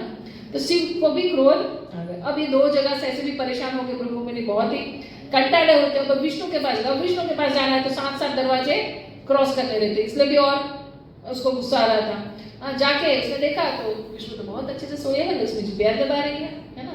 वो ऐसे आंखें, आधी आंखें बंद करते भगवान, है ना, तो आंखें बंद करके ऐसे सोए थे। वो जाके तुरंत उसने क्या किया, कुछ बोला नहीं, कुछ नहीं, जोर से जाके भगवान को क्या मार दी, लात मार दी छाती में, है ना। अब भगवान का छाती तो व्रज के समान है, तुरंत भगवान उठे, उसके पैरों को पकड़ के दबाने लगे। अरे मेरी छाती तो व्रज के समान है, तुम्हें क्या चोट लगी होगी, है ना। तुमके पैर तो ये एकदम से गिल्टी फील करने लगे, अरे ये मैंने क्या कर दिया, है ना। अब लेकिन ये किसको स्वीकार्य नहीं था, लक्ष्मी को, क्योंकि भगवान के वस्त्र सर में किसका वास है, लक्ष्मी का है ना। तो लक्ष्मी बोली, अरे कोई भी पत्नी अपने पति का अपमान नहीं सही। तो बोला आपने ऐसा किया, मैं आपको शाप देती हूँ, कोई भी ब्राह्मण, है ना, धनी नहीं रहेगा, मैं किसी की ब्राह्मण के घर में ज्यादा समय टिकूंगी नहीं। इसने भी श्राप दिया कि तुम हमेशा चंचला रहोगी, है ना, और हमेशा लक्ष्मी कहते हैं ना, एक हाथ में लक्ष्मी भी ज्यादा नहीं टिकती है, घूमती रहती है, इसलिए घुमाते रहना भी चाहिए। स्टोर करके रखोगे तो बीमारी आ जाएगी और पैसा एकदम से खर्चा हो जाएगा, है ना। ऐसा हुआ तो भृगु मुनि ने आके ऋषिगणों को बोला कि विष्णु ही भगवान है। अब भगवान उनके चरण को अपने छाती में हमेशा धारण किए। भगवान के जो शिव विग्रह होते हैं ना, उसके छाती में छोटे से, आपके घर में लड्डू गोपाल है तो आप देखिए, छोटा सा चिन्ह होगा चरण का वक्षस्थल पे, और वो कौन है, भृगु मुनि का पैर है ना। वो आप देखिए आजकल के लड्डू गोपाल बनाते हैं, लेकिन जो रियल सही में अच्छे से बनाते हैं वो सारे विग्रहों में भृगु मुनि के चरण का चिन्ह होता है। भगवान इसको स्वीकार किया। अच्छा, तो फिर कई लोग ऐसे बोलते हैं तो फिर भगवान साकार है या निराकार। कई लोगों का ये भी कहना आता है कि भगवान निराकार है। तो इसके लिए जैसे सूर्य और सूर्य की किरण, सूर्य हर जगह नहीं पहुंचता, क्या पहुंचता है, सूर्य की किरणें पहुंचती हैं। वैसे अगर सूर्य की बहुत किरणें निकल रही है, जैसे दोपहर का समय हम सूर्य को देख पाते हैं कि अपनी आंखों से, वैसे ही भगवान के अंदर भी बहुत सारा तेज है ना। तो वो तेज के पीछे हम भगवान को नहीं देख पाते, इसलिए कई लोग उसको क्या कहते हैं, भगवान निराकार है ना। लेकिन वो जो है वो क्या है, ब्रह्म ज्योति है।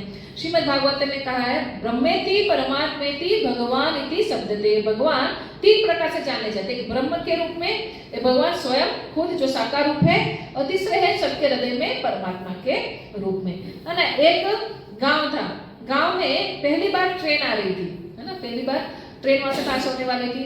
तो सरपंच ने बोला जाओ देख के आओ कि ट्रेन कैसी होती है। तो 3 लोगों का चयन किया गया, तीनों लोग गए ट्रेन को देखने के लिए। तो वहां पे जब वो खड़े हुए थे, तो ट्रेन आती हुई दिखी, बहुत ऐसे जोर से उनका आगे की लाइट जलमा रही थी, और आवाज सुनाई दे रही थी। एक लड़का तुरंत भागा कि मैं पहले बताऊंगा करके, है ना। दूसरा व्यक्ति वहीं खड़ा था, उसने देखा कि ट्रेन आ रही है, आवाज आ रही है, कुछ चीज है जो आगे पीछे बहुत, मतलब पीछे पीछे तक लंबी है, वो भी वहां से दौड़ के भागा। तीसरा व्यक्ति वहीं खड़ा रहा, उसने देखा ट्रेन आई, आवाज भी कर रही है, लाइट भी है, बहुत सारे अंदर डब्बे हैं, डब्बे में से कोई उतरता है, गाड़ी को चलाने वाला कोई, पूरा तरह से जान के फिर वो वहां गया। अब जाकर सरपंच को सब बताने लगे, है ना। तीनों ने बताया, लेकिन सही तरीके से ट्रेन को किसने जाना, तीसरे व्यक्ति ने, बराबर। तो क्या वो तो गलत थे, गलत नहीं थे, है ना। ट्रेन है तो लाइट भी है, आवाज भी है, डब्बे भी है, लेकिन सही कौन बता पाया, तीसरा। वैसे ही ब्रह्म भी है और परमात्मा है, लेकिन भगवान का शुद्ध रूप कौन सा है, भगवान का साकार रूप, है ना। भगवान बहुत ही सुंदर है। हाँ, परमात्मा जो हृदय में रहते ब्रह्म वो तेज है। कई लोग वो ब्रह्म में मिलने के लिए ही मुक्ति प्राप्त करना चाहते हैं, है ना।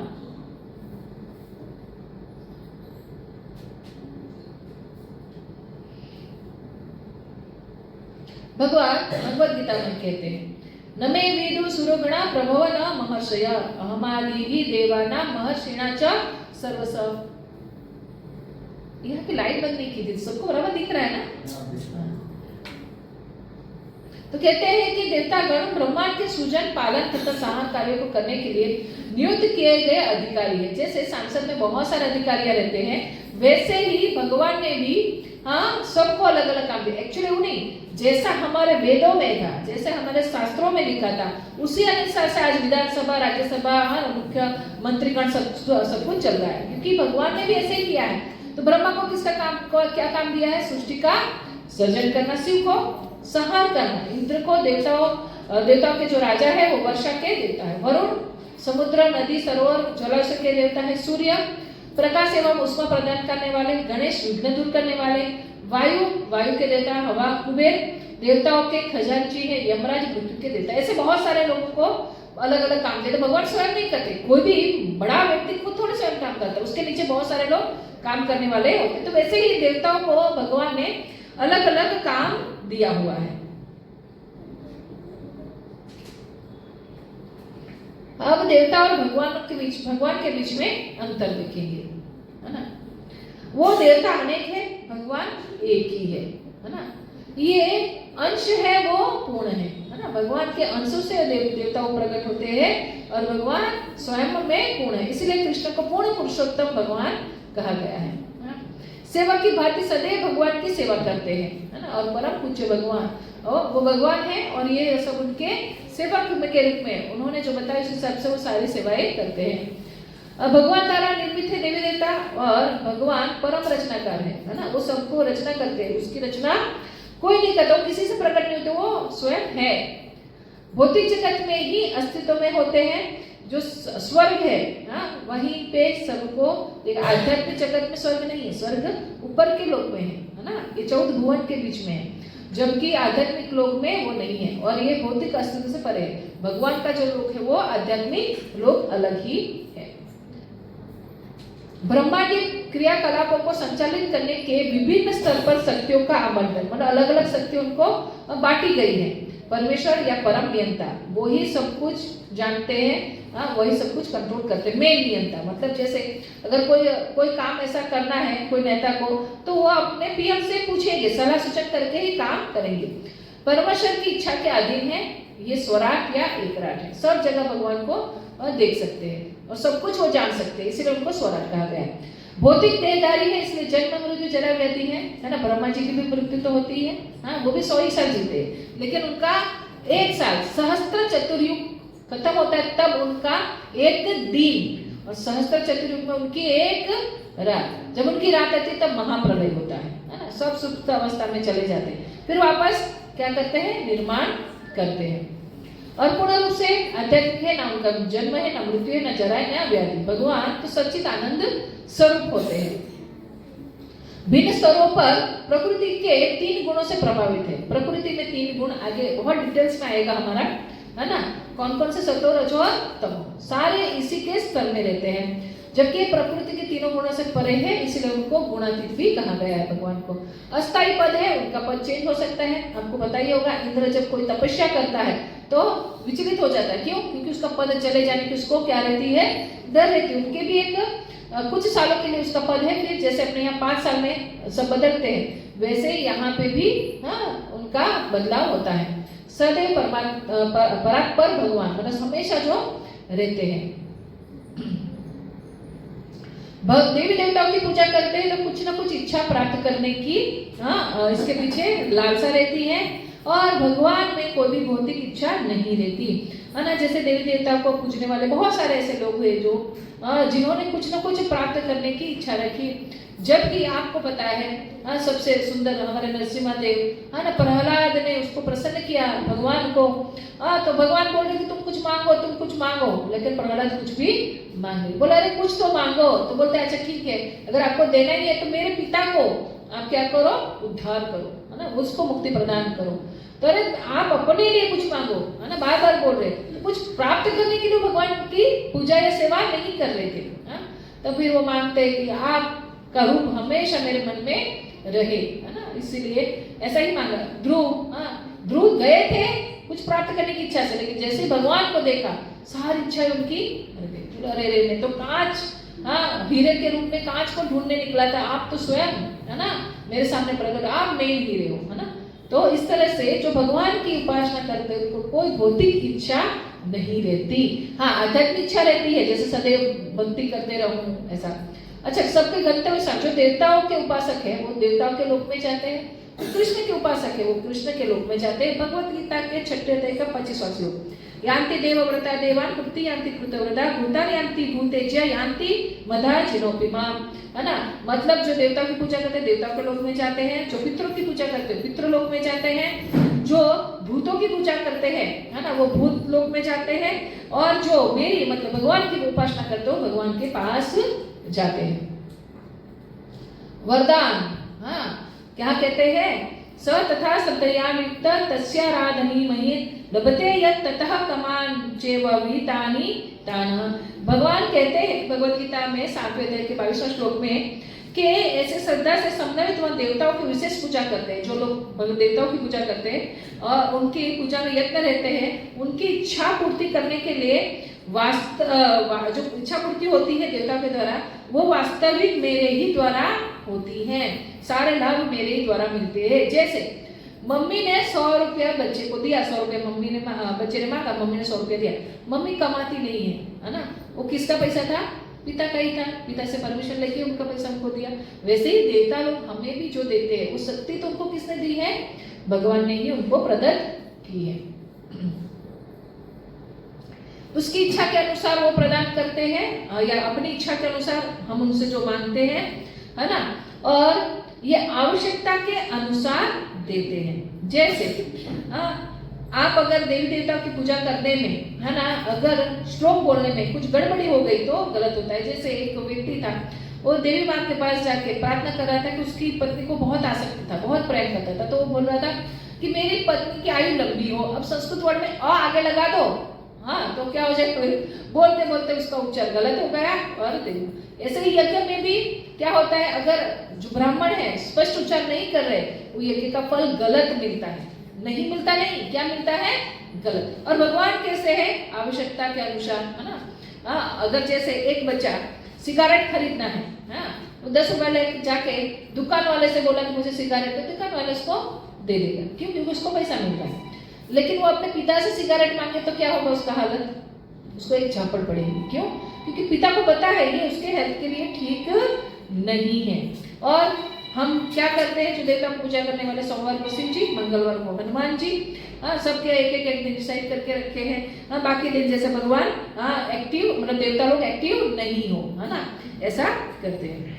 हम जो कृष्ण भक्त है वो सारे देवी देवता को क्या करते हैं, सम्मान करते हैं, क्योंकि वो हमसे ऊंचे स्तर पे है ना, तो उनको सम्मान करते हैं। लेकिन भक्ति किसकी करते हैं, भगवान की। सारे देवताओं की पूजा होती है, आराधना भगवान की होती है ना। केवल आराध्य के प्रति विश्वास, जो जिसको पूजते हैं वो उसी के प्रति एक विश्वास रखते हैं। लेकिन जो कृष्ण भक्त होते हैं वो सबका सम्मान करते हैं, वो किसी का भी अपमान नहीं करते। जैसे नई नवेली दुल्हन किसी के अपने ससुराल जाती है, सबको क्या करेगी, वो सम्मान देगी, जेठ जी, ससुर जी, सासू, सबको बहुत अच्छे से सम्मान देगी। लेकिन प्रेम किससे करेगी, अपने पति से। सबसे ज्यादा सनागा तो किसके प्रति होगी, अपने पति से, है ना।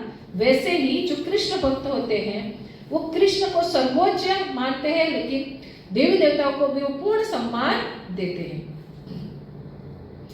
तो फिर आप लोग बोलेंगे देवी देवता को कैसे तुष्ट करेंगे, नाराज हो जाएंगे। हाँ, अब इतने सालों से उसकी पूजा अर्चना करते आए हैं, है ना, आप बताइए कि कृष्ण ही पूजने लायक है, तो फिर किस क्या होगा।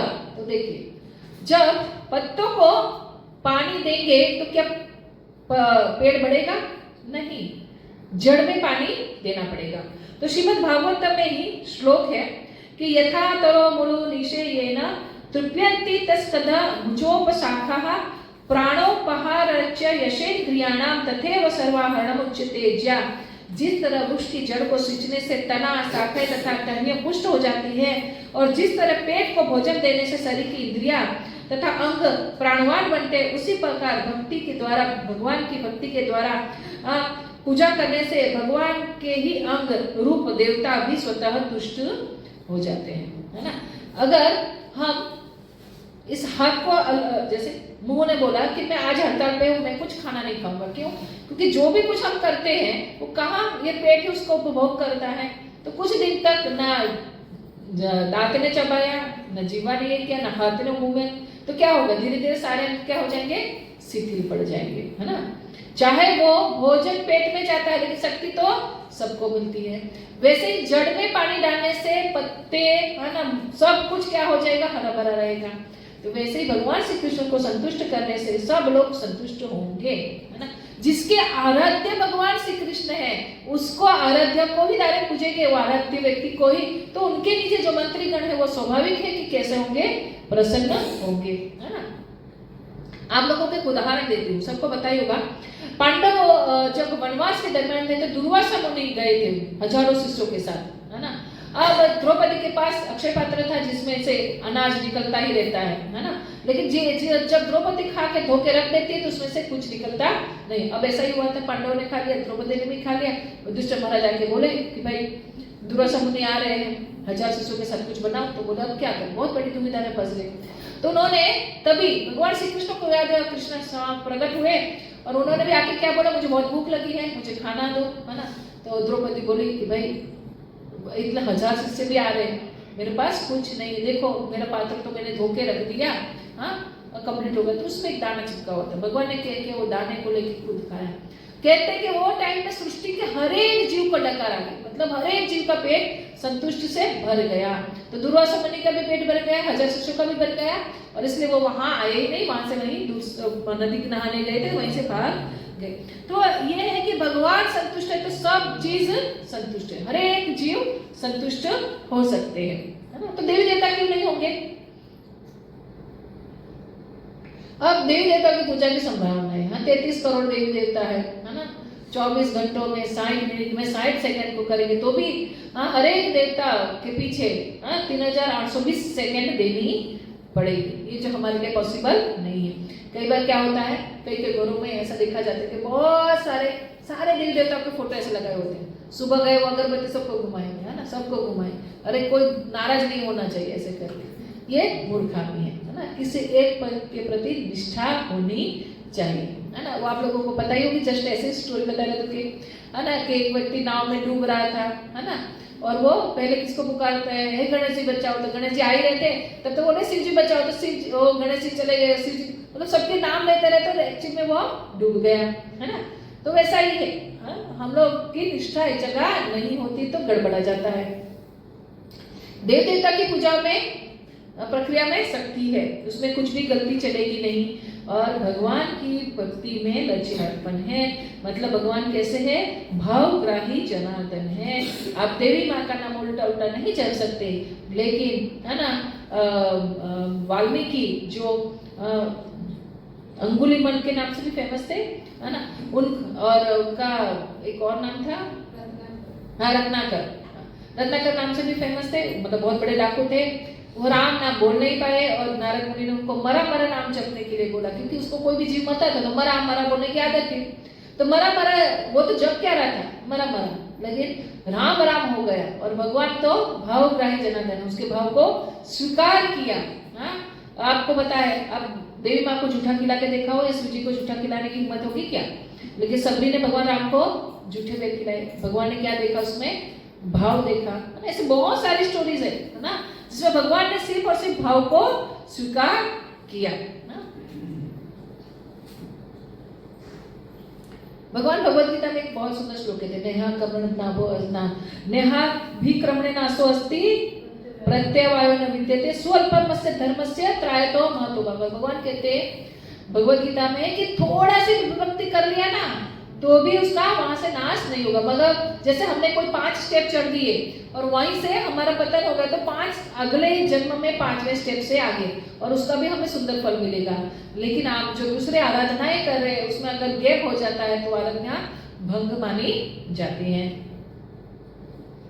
बहुत सारे देवी देवताएं होते हैं और भगवान श्री कृष्ण।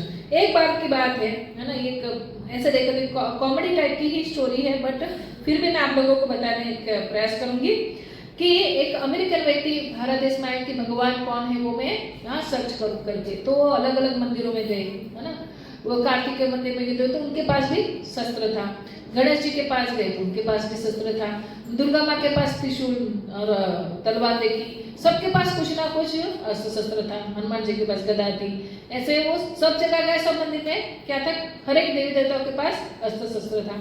लेकिन जब वो भगवान श्री कृष्ण के मंदिर में गए तो देखा भगवान तो मस्त है ना, क्या कर रहे हैं, बांसुरी बजा रहे हैं। हाँ, और वो भी मतलब वो एक्सप्लेन ऐसा करता है लोगों को कि वही भगवान है। क्यों? क्योंकि वो अपनी गर्लफ्रेंड को लेकर बहुत सुंदर तरीके से क्या कर रहा है, बांसुरी, मतलब उसको कोई चिंता नहीं। अस्त्र शस्त्र कौन व्यक्ति रखता है? इसको है कि अभी हमारे ऊपर पहाड़ हो सकता है या फिर हमें किसी की रक्षा करनी है, तो वो किसके उसमें रहे, सब लोग भगवान श्री कृष्ण के अंदर में है ना। इसीलिए ऐसा एक, लेकिन भगवान ही में मतलब भगवान श्री कृष्ण ही स्रोत है। भगवान शिव जी भी है ना, सारे देवी देवता है ना क्या करते हैं, भगवान की सेवा पूजा करते हैं। एक बार शिव जी कहते हैं, श्री राम राम रामेति रमे रामे मनोरमे सहस्त्र नाम तुल्यम राम नाम वरानने, है ना। तो शिव जी भी राम की उपासना करते हैं।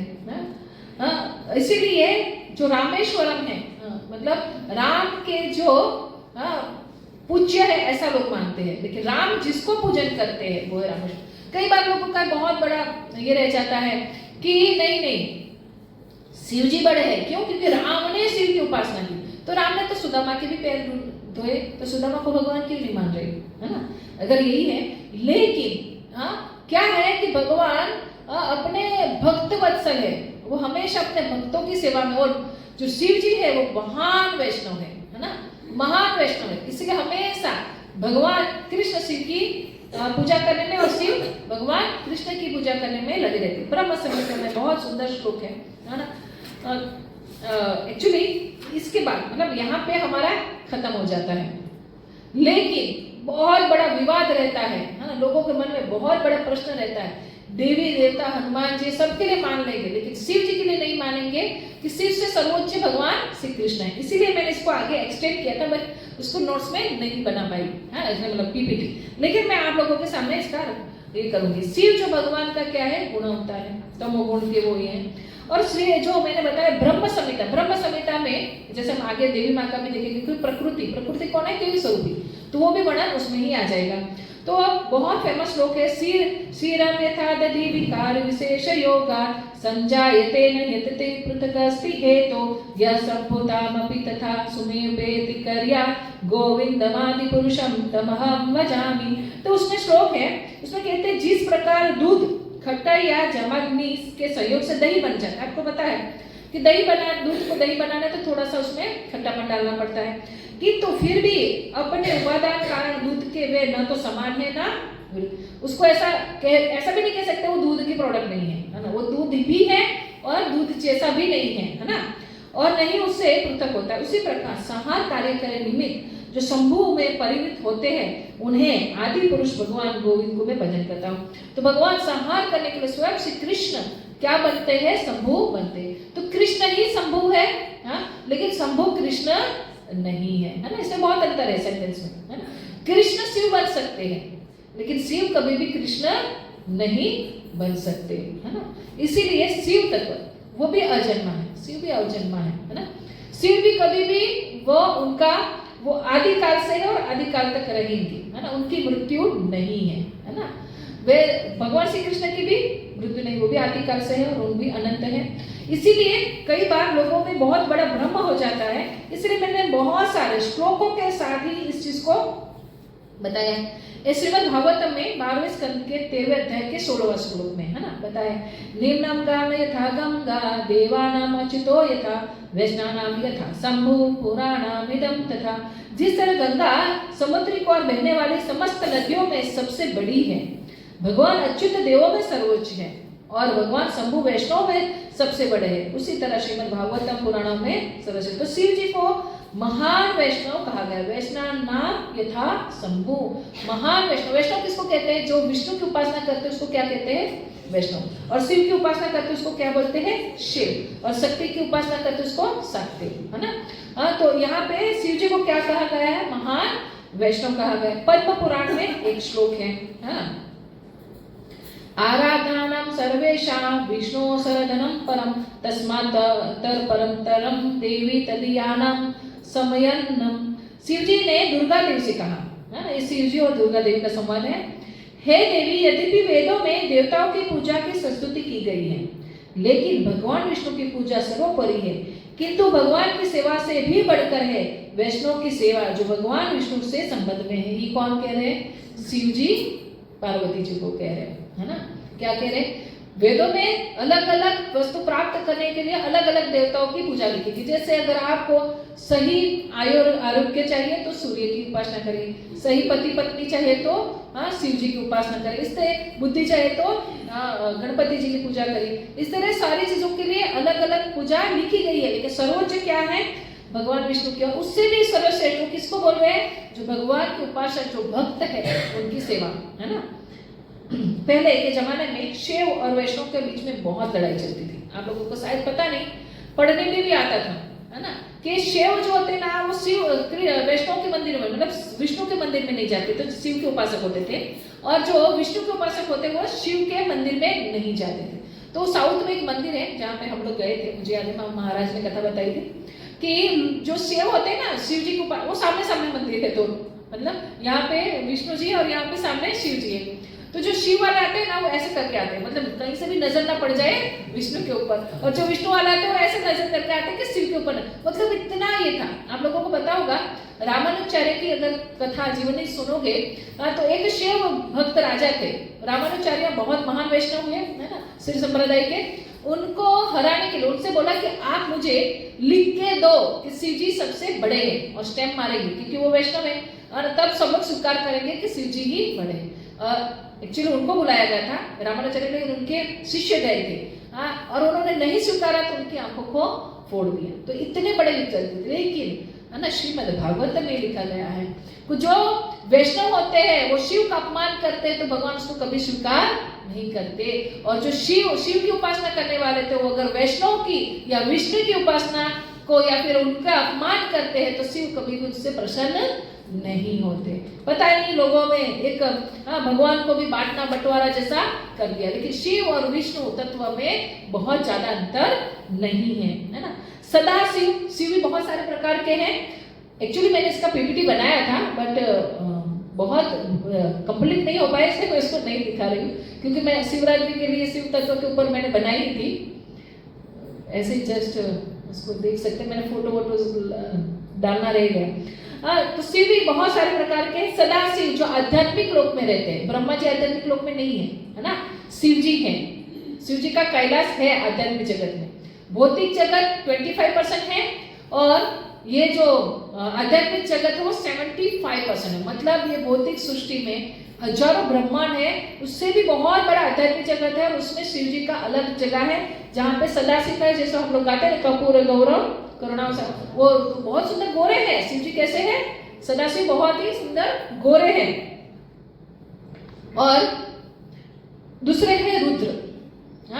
जब सृष्टि का संहार करना होता है तब अनंत शेष से 11 रुद्र प्रकट होते हैं, है ना, और वो तांडव करते हैं और सृष्टि का विनाश हो जाता है।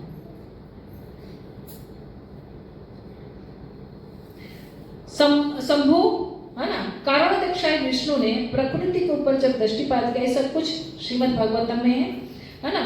जब सृष्टि का सर्जन हो गया, ब्रह्मा ने सर्जन कर दिया, सृष्टि बन गई, अब उसको चलायमान करना था, है ना।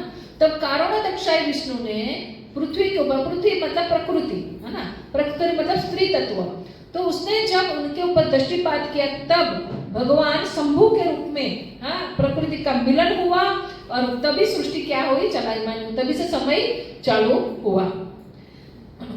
और जो शिव जी ब्रह्मा जी के भ्रुकुटी से उत्पन्न हुए, है ना। शिव जी, आप लोगों को पता होगा जब ब्रह्मा जी कमल से प्रकट हुए, उसके बाद उन्होंने 4 कुमार को प्रकट किया, है ना। 4 कुमारों ने मना किया कि हम सृष्टि का सर्जन नहीं करेंगे, क्योंकि उन्होंने उत्पत्ति किस लिए की थी? कि सृष्टि का सर्जन होकर के, है ना। लेकिन उन्होंने मना कर दिया। बाद में नारद को किया, नारद ने भी मना कर दिया। सब लोग ब्रह्मचर्य पालन करने के लिए बात किए, तब उनको गुस्सा आया। तब उनके भ्रुकुटी से कौन उत्पन्न हुए? शिव जी, है ना। और वो रोने लगे, इसलिए उनका नाम रुद्र भी पड़ा। अब उनको सृष्टि का सर्जन करने के लिए बोला, तो शिव जी तो बहुत दयालु है, आशुतोष है, तो जिसकी सर्जन कोई और न करे उसका सर्जन कौन करे? शिव जी करे। तो बहुत सारे जहरीले जीव जंतु भूत प्रेत सबको उन्होंने सृजन किया। तो ब्रह्मा जी बोला तुम रुक जाओ, यही सृजन करते रहोगे, इससे अच्छा तुम शांति से क्या करो, तपस्या करो, है ना। तो ऐसे भी जो किसी को जिसको कोई नहीं स्वीकारता ना, उसको शिव जी स्वीकारते हैं। कोई भूत प्रेत, जहरीले बिच्छू, सांप, ये सबको कोई स्वीकार करता नहीं करते। तो शिव जी इतने बोले हैं, ये सारी चीजों को वो स्वीकार करते हैं। उनका ये मैंने इसी तरह से बनाया था, बट हम लोगों को ये पूरा कंप्लीट मैं इसलिए नहीं दिखाई। 84 लाख योनियां शरीर के जड़ पदार्थ से बना है, और 84 लाख योनियों में की माता, ये जो सारे जो जीव है उनकी माता है दुर्गा देवी, और पिता कौन है, शिव जी, है ना। ये देखिए, ये जो एक है ना, ये एक मैं आप लोगों को स्लाइड दिखाती हूँ।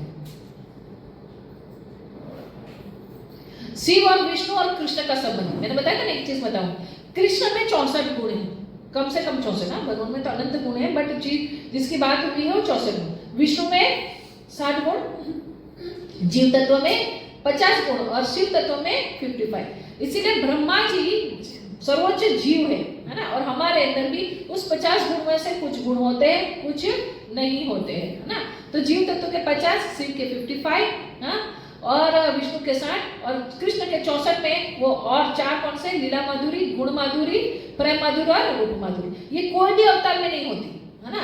भगवान के कोई भी अवतार में लीला माधुरी, मतलब भगवान ऐसे सुंदर सुंदर लीला नहीं करते जिसमें बहुत आनंद हो, है ना। गुण माधुरी, भगवान के अंदर बहुत अद्भुत गुण है, और प्रेम माधुरी वो हमेशा गोपियों को इस तरह से प्रेम, और रूप माधुरी, ये जो 4 चीजें हैं उसमें ये भक्ति सब सिंधु में बताया गया है। 64 गुण, 7 गुण उनके विषय में, है ना। और जो विष्णु तत्व है, जो वैकुंठ है ना, वैकुंठ में विष्णु रहते हैं, गोलोक तत्व में भगवान श्री कृष्ण। ये ऐसा हुआ जैसे एक व्यक्ति घर में, है ना, एक पिता के रूप में रहता है, लेकिन जब वो ऑफिस जाता है तो उसका एक अलग होता है। तो भगवान का जो ऑफिस है वो कौन सा है, वैकुंठ है ना। और ये जो विष्णु तत्व में नरसिंह, वरा, नारायण, ये सब आएंगे, और जीव तत्व हम सब हैं, ब्रह्मा जी है, ये सारे जीव तत्व में आते हैं।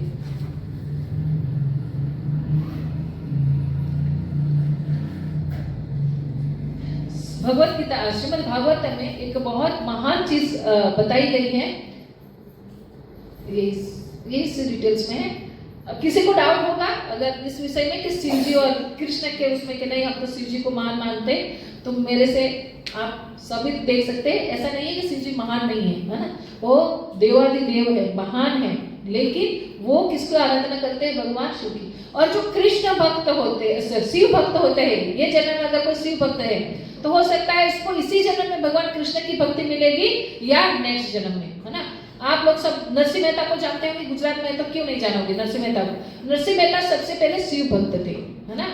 उनके घर से जब उनको निकाल दिया उसके भाभी के कटु वचनों से, तो शिवलिंग को पकड़ के इतने रोए, शिव जी को आलिंगन करके इतने, उनके आंखों से अश्रुधारा से शिवलिंग की उन्होंने अभिषेक किया, भगवान शिव प्रकट हो गए। अब कुछ स्वाभाविक है, अपने सामने में प्रकट हुए, हम क्या बोले, क्या मांगे। शिव ने बोला कुछ मांगो, तो बोले जो आपको सबसे ज्यादा प्रिय हो ना वो मुझे दो। तो भगवान बोले मुझे तो सबसे ज्यादा प्रिय भगवान कृष्ण की रासलीला, तो बोले मुझे भी देखनी है। तो ये शरीर के साथ कोई भी भगवान की रासलीला नहीं देख सकते, लेकिन शिवजी की कृपा से नरसिंह मेहता ने भगवान की रासलीला का दर्शन किया, और वहां से आने के बाद वो कृष्ण भक्त हो गए, है ना। तो शिव जी को सबसे प्रिय क्या पूछा गया, तो क्या बताया उन्होंने, भगवान श्री कृष्ण की लीला। भगवान शिव जो जप करते हैं वो किसका जप करते हैं, राम नाम का, है ना। बहुत सुंदर श्रीमद् भागवतम में वर्णन है, पार्वती और शिव जी की संवाद है, जिसमें ये सारी चीजों को उन्होंने लिखा है। अब शास्त्र तो गलत नहीं है ना, शास्त्र को कोई तोड़ मोड़ नहीं सकता। श्रीमद् भागवत में एक श्लोक है, सवे पुंसा परो धर्मा ये तो भक्ति अधोक्षजे अहेति की प्रतिहता ये आत्मा सुप्रसिद्धि। संपूर्ण मानवता का सर्वोच्च कर्तव्य है, सर्वोच्च धर्म यह है कि जिससे मनुष्य भगवान अधोक्षज के प्रति प्रेममयी भक्ति प्राप्त कर सके, बिना किसी हेतु के एवं प्रतिहता निर्बाध भक्ति ही आत्मा को पूर्णतः संतुष्ट कर सकती है। अगर हम संतुष्ट होने चाहते हैं तो भगवान की अहेतु की कोई इच्छा के बिना उनकी भक्ति करो। अप्रतिहता, मतलब उसमें जैसे एक तेल की धार सीधी गिरती है ना, उसमें कोई बीच में टूटती नहीं है, वैसे ही भगवान की भक्ति भी निरंतर होनी चाहिए। ऐसे बहुत सारे उदाहरण मैंने काफ़ी इसके ऊपर ये करके ढूंढा था। तो शिव जी के बारे में किसी को और भी ये है तो हम जब महाशिवरात्रि आएगी तो इसको मैं पूरा कंप्लीट करके आप लोगों को पूरा दिखाऊंगी, है ना। अब किसी को कोई और डाउट है तो हमें पूछ सकते हैं। हो सकता है कुछ चीज़ें मैं और भी बताने चाहती थी बट रह गया क्योंकि ये टॉपिक बहुत बड़ा है। मैंने बताया था कि 1.25 घंटा जाएगा और 1.25 घंटा या 1 कलाक और 20 मिनट का हो गया है। किसी को कोई प्रश्न है तो पूछ सकते हैं, या किसी को ऐसा डाउट है कि भगवान कृष्ण ही पूर्ण पुरुषोत्तम नहीं है तो भी श्रीमद् भागवतम, भगवद गीता और अन्य शास्त्रों के द्वारा इस चीज को प्रूव कर सकते हैं। इसमें तो मैं जो मैक्सिमम ले पाई उन्हीं चीजों को मैंने लिया है। बाकी ये अवश्य है कि भगवान कृष्ण में है। अभी जैसे कई लोगों के मन में ये प्रश्न होगा, पता नहीं कोई पूछेगा नहीं पूछेगा, कि भगवान के 10 अवतार को हम जानते हैं, मतलब 10 अवतार की आरती सब लोग आते, वो तो विष्णु से आते हैं, हमने तो यही जाना है। सही बात है ना? हाँ, सबने यही जाना है। इवन मैंने भी यही जाना था कि विष्णु से सारे अवतार आते हैं, क्योंकि सारे सीरियलों में, पिक्चरों में यही दिखाया है ना। जब बच्चे थे तो यही जाना है।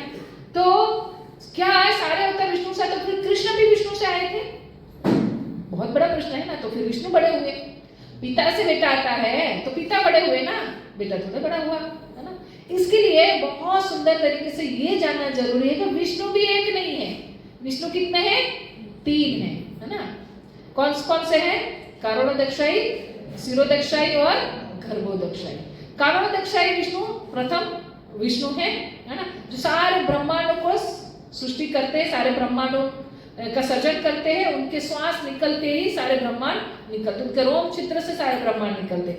अब जितने ब्रह्मांड उसके पालन के लिए वो एक एक विष्णु सब में जाते हैं, वो गर्भोदक्षाई विष्णु, है ना। अब सारे जीवों की उत्पत्ति होती है, जीवों का चलायमान करना है ना। मृत अवस्था में कोई हलन चलन नहीं।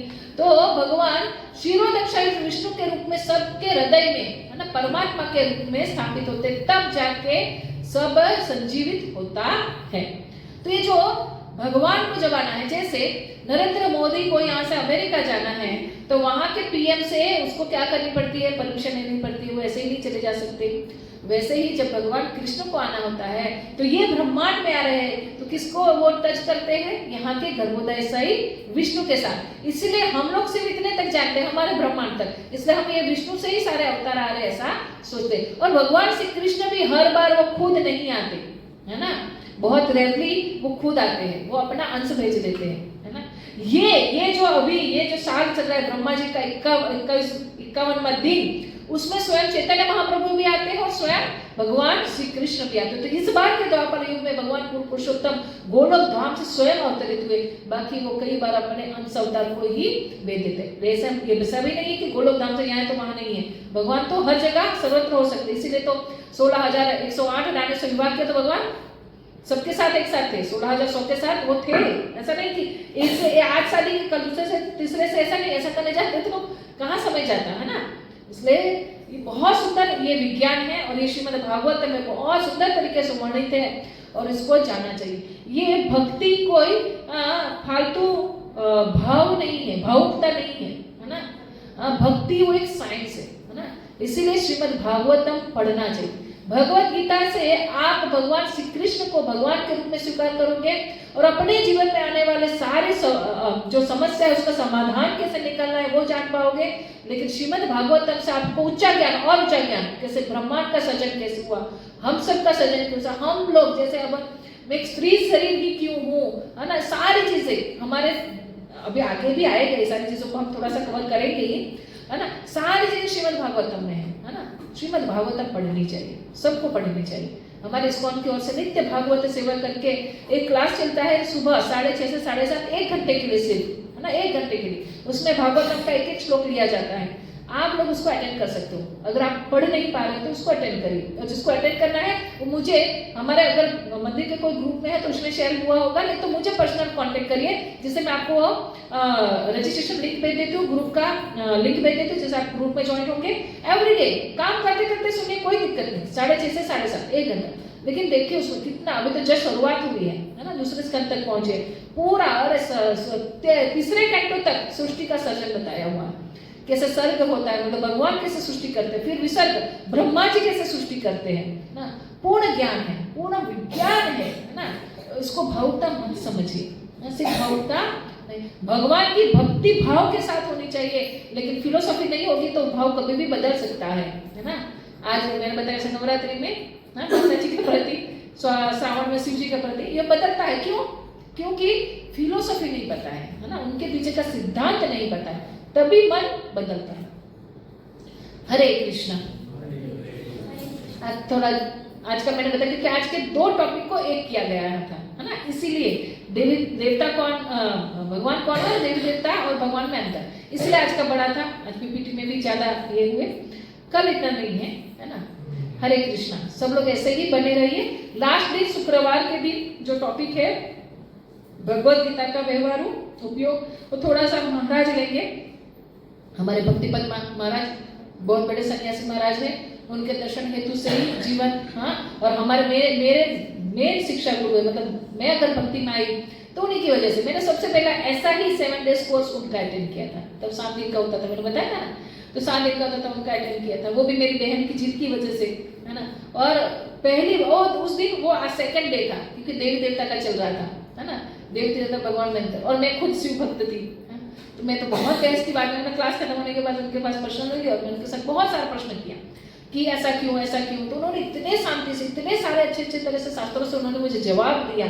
और उसी दिन मैंने 16 माला मतलब चालू करने का प्रणय ले लिया। दूसरे दिन से मैंने 16 माला, मैंने तुरंत 16 माला की थी, मैंने ऐसा नहीं कि 2, 4, 8 नहीं, मैंने तुरंत 16 माला चालू कर दिया था, क्योंकि महाराज का प्रभाव ही ऐसा है ना। तो महाराज आएंगे लास्ट दिन शुक्रवार के दिन, और हम फिर वही वाला टॉपिक वापस पीपीटी के रूप में कोई और दिन में एक्सटेंड करूंगी, या फिर हमारा एवरी फ्राइडे यहाँ क्लास होता है तो फ्राइडे में एक्सटेंड करेंगे, है ना, क्योंकि और ज्यादा डिटेल्स में महाराज थोड़ा शॉर्ट में ही बताएंगे, क्योंकि जन्माष्टमी के विषय में मीटिंग दी है। हरे कृष्णा। सब लोगों के नीचे प्रसादम है, सब लोग प्रसाद पाके ही जाएगा, और क्षमा चाहती हूँ कि आज थोड़ा सा लेट हो गया। हरे कृष्णा। तो भी मैं थोड़ा फास्ट ही गई, और किसी को कोई भी प्रश्न हो, दुविधा हो तो मुझसे बात कर सकते हैं। हरे कृष्णा। हरे कृष्णा कृष्णा कृष्णा हरे हरे, हरे राम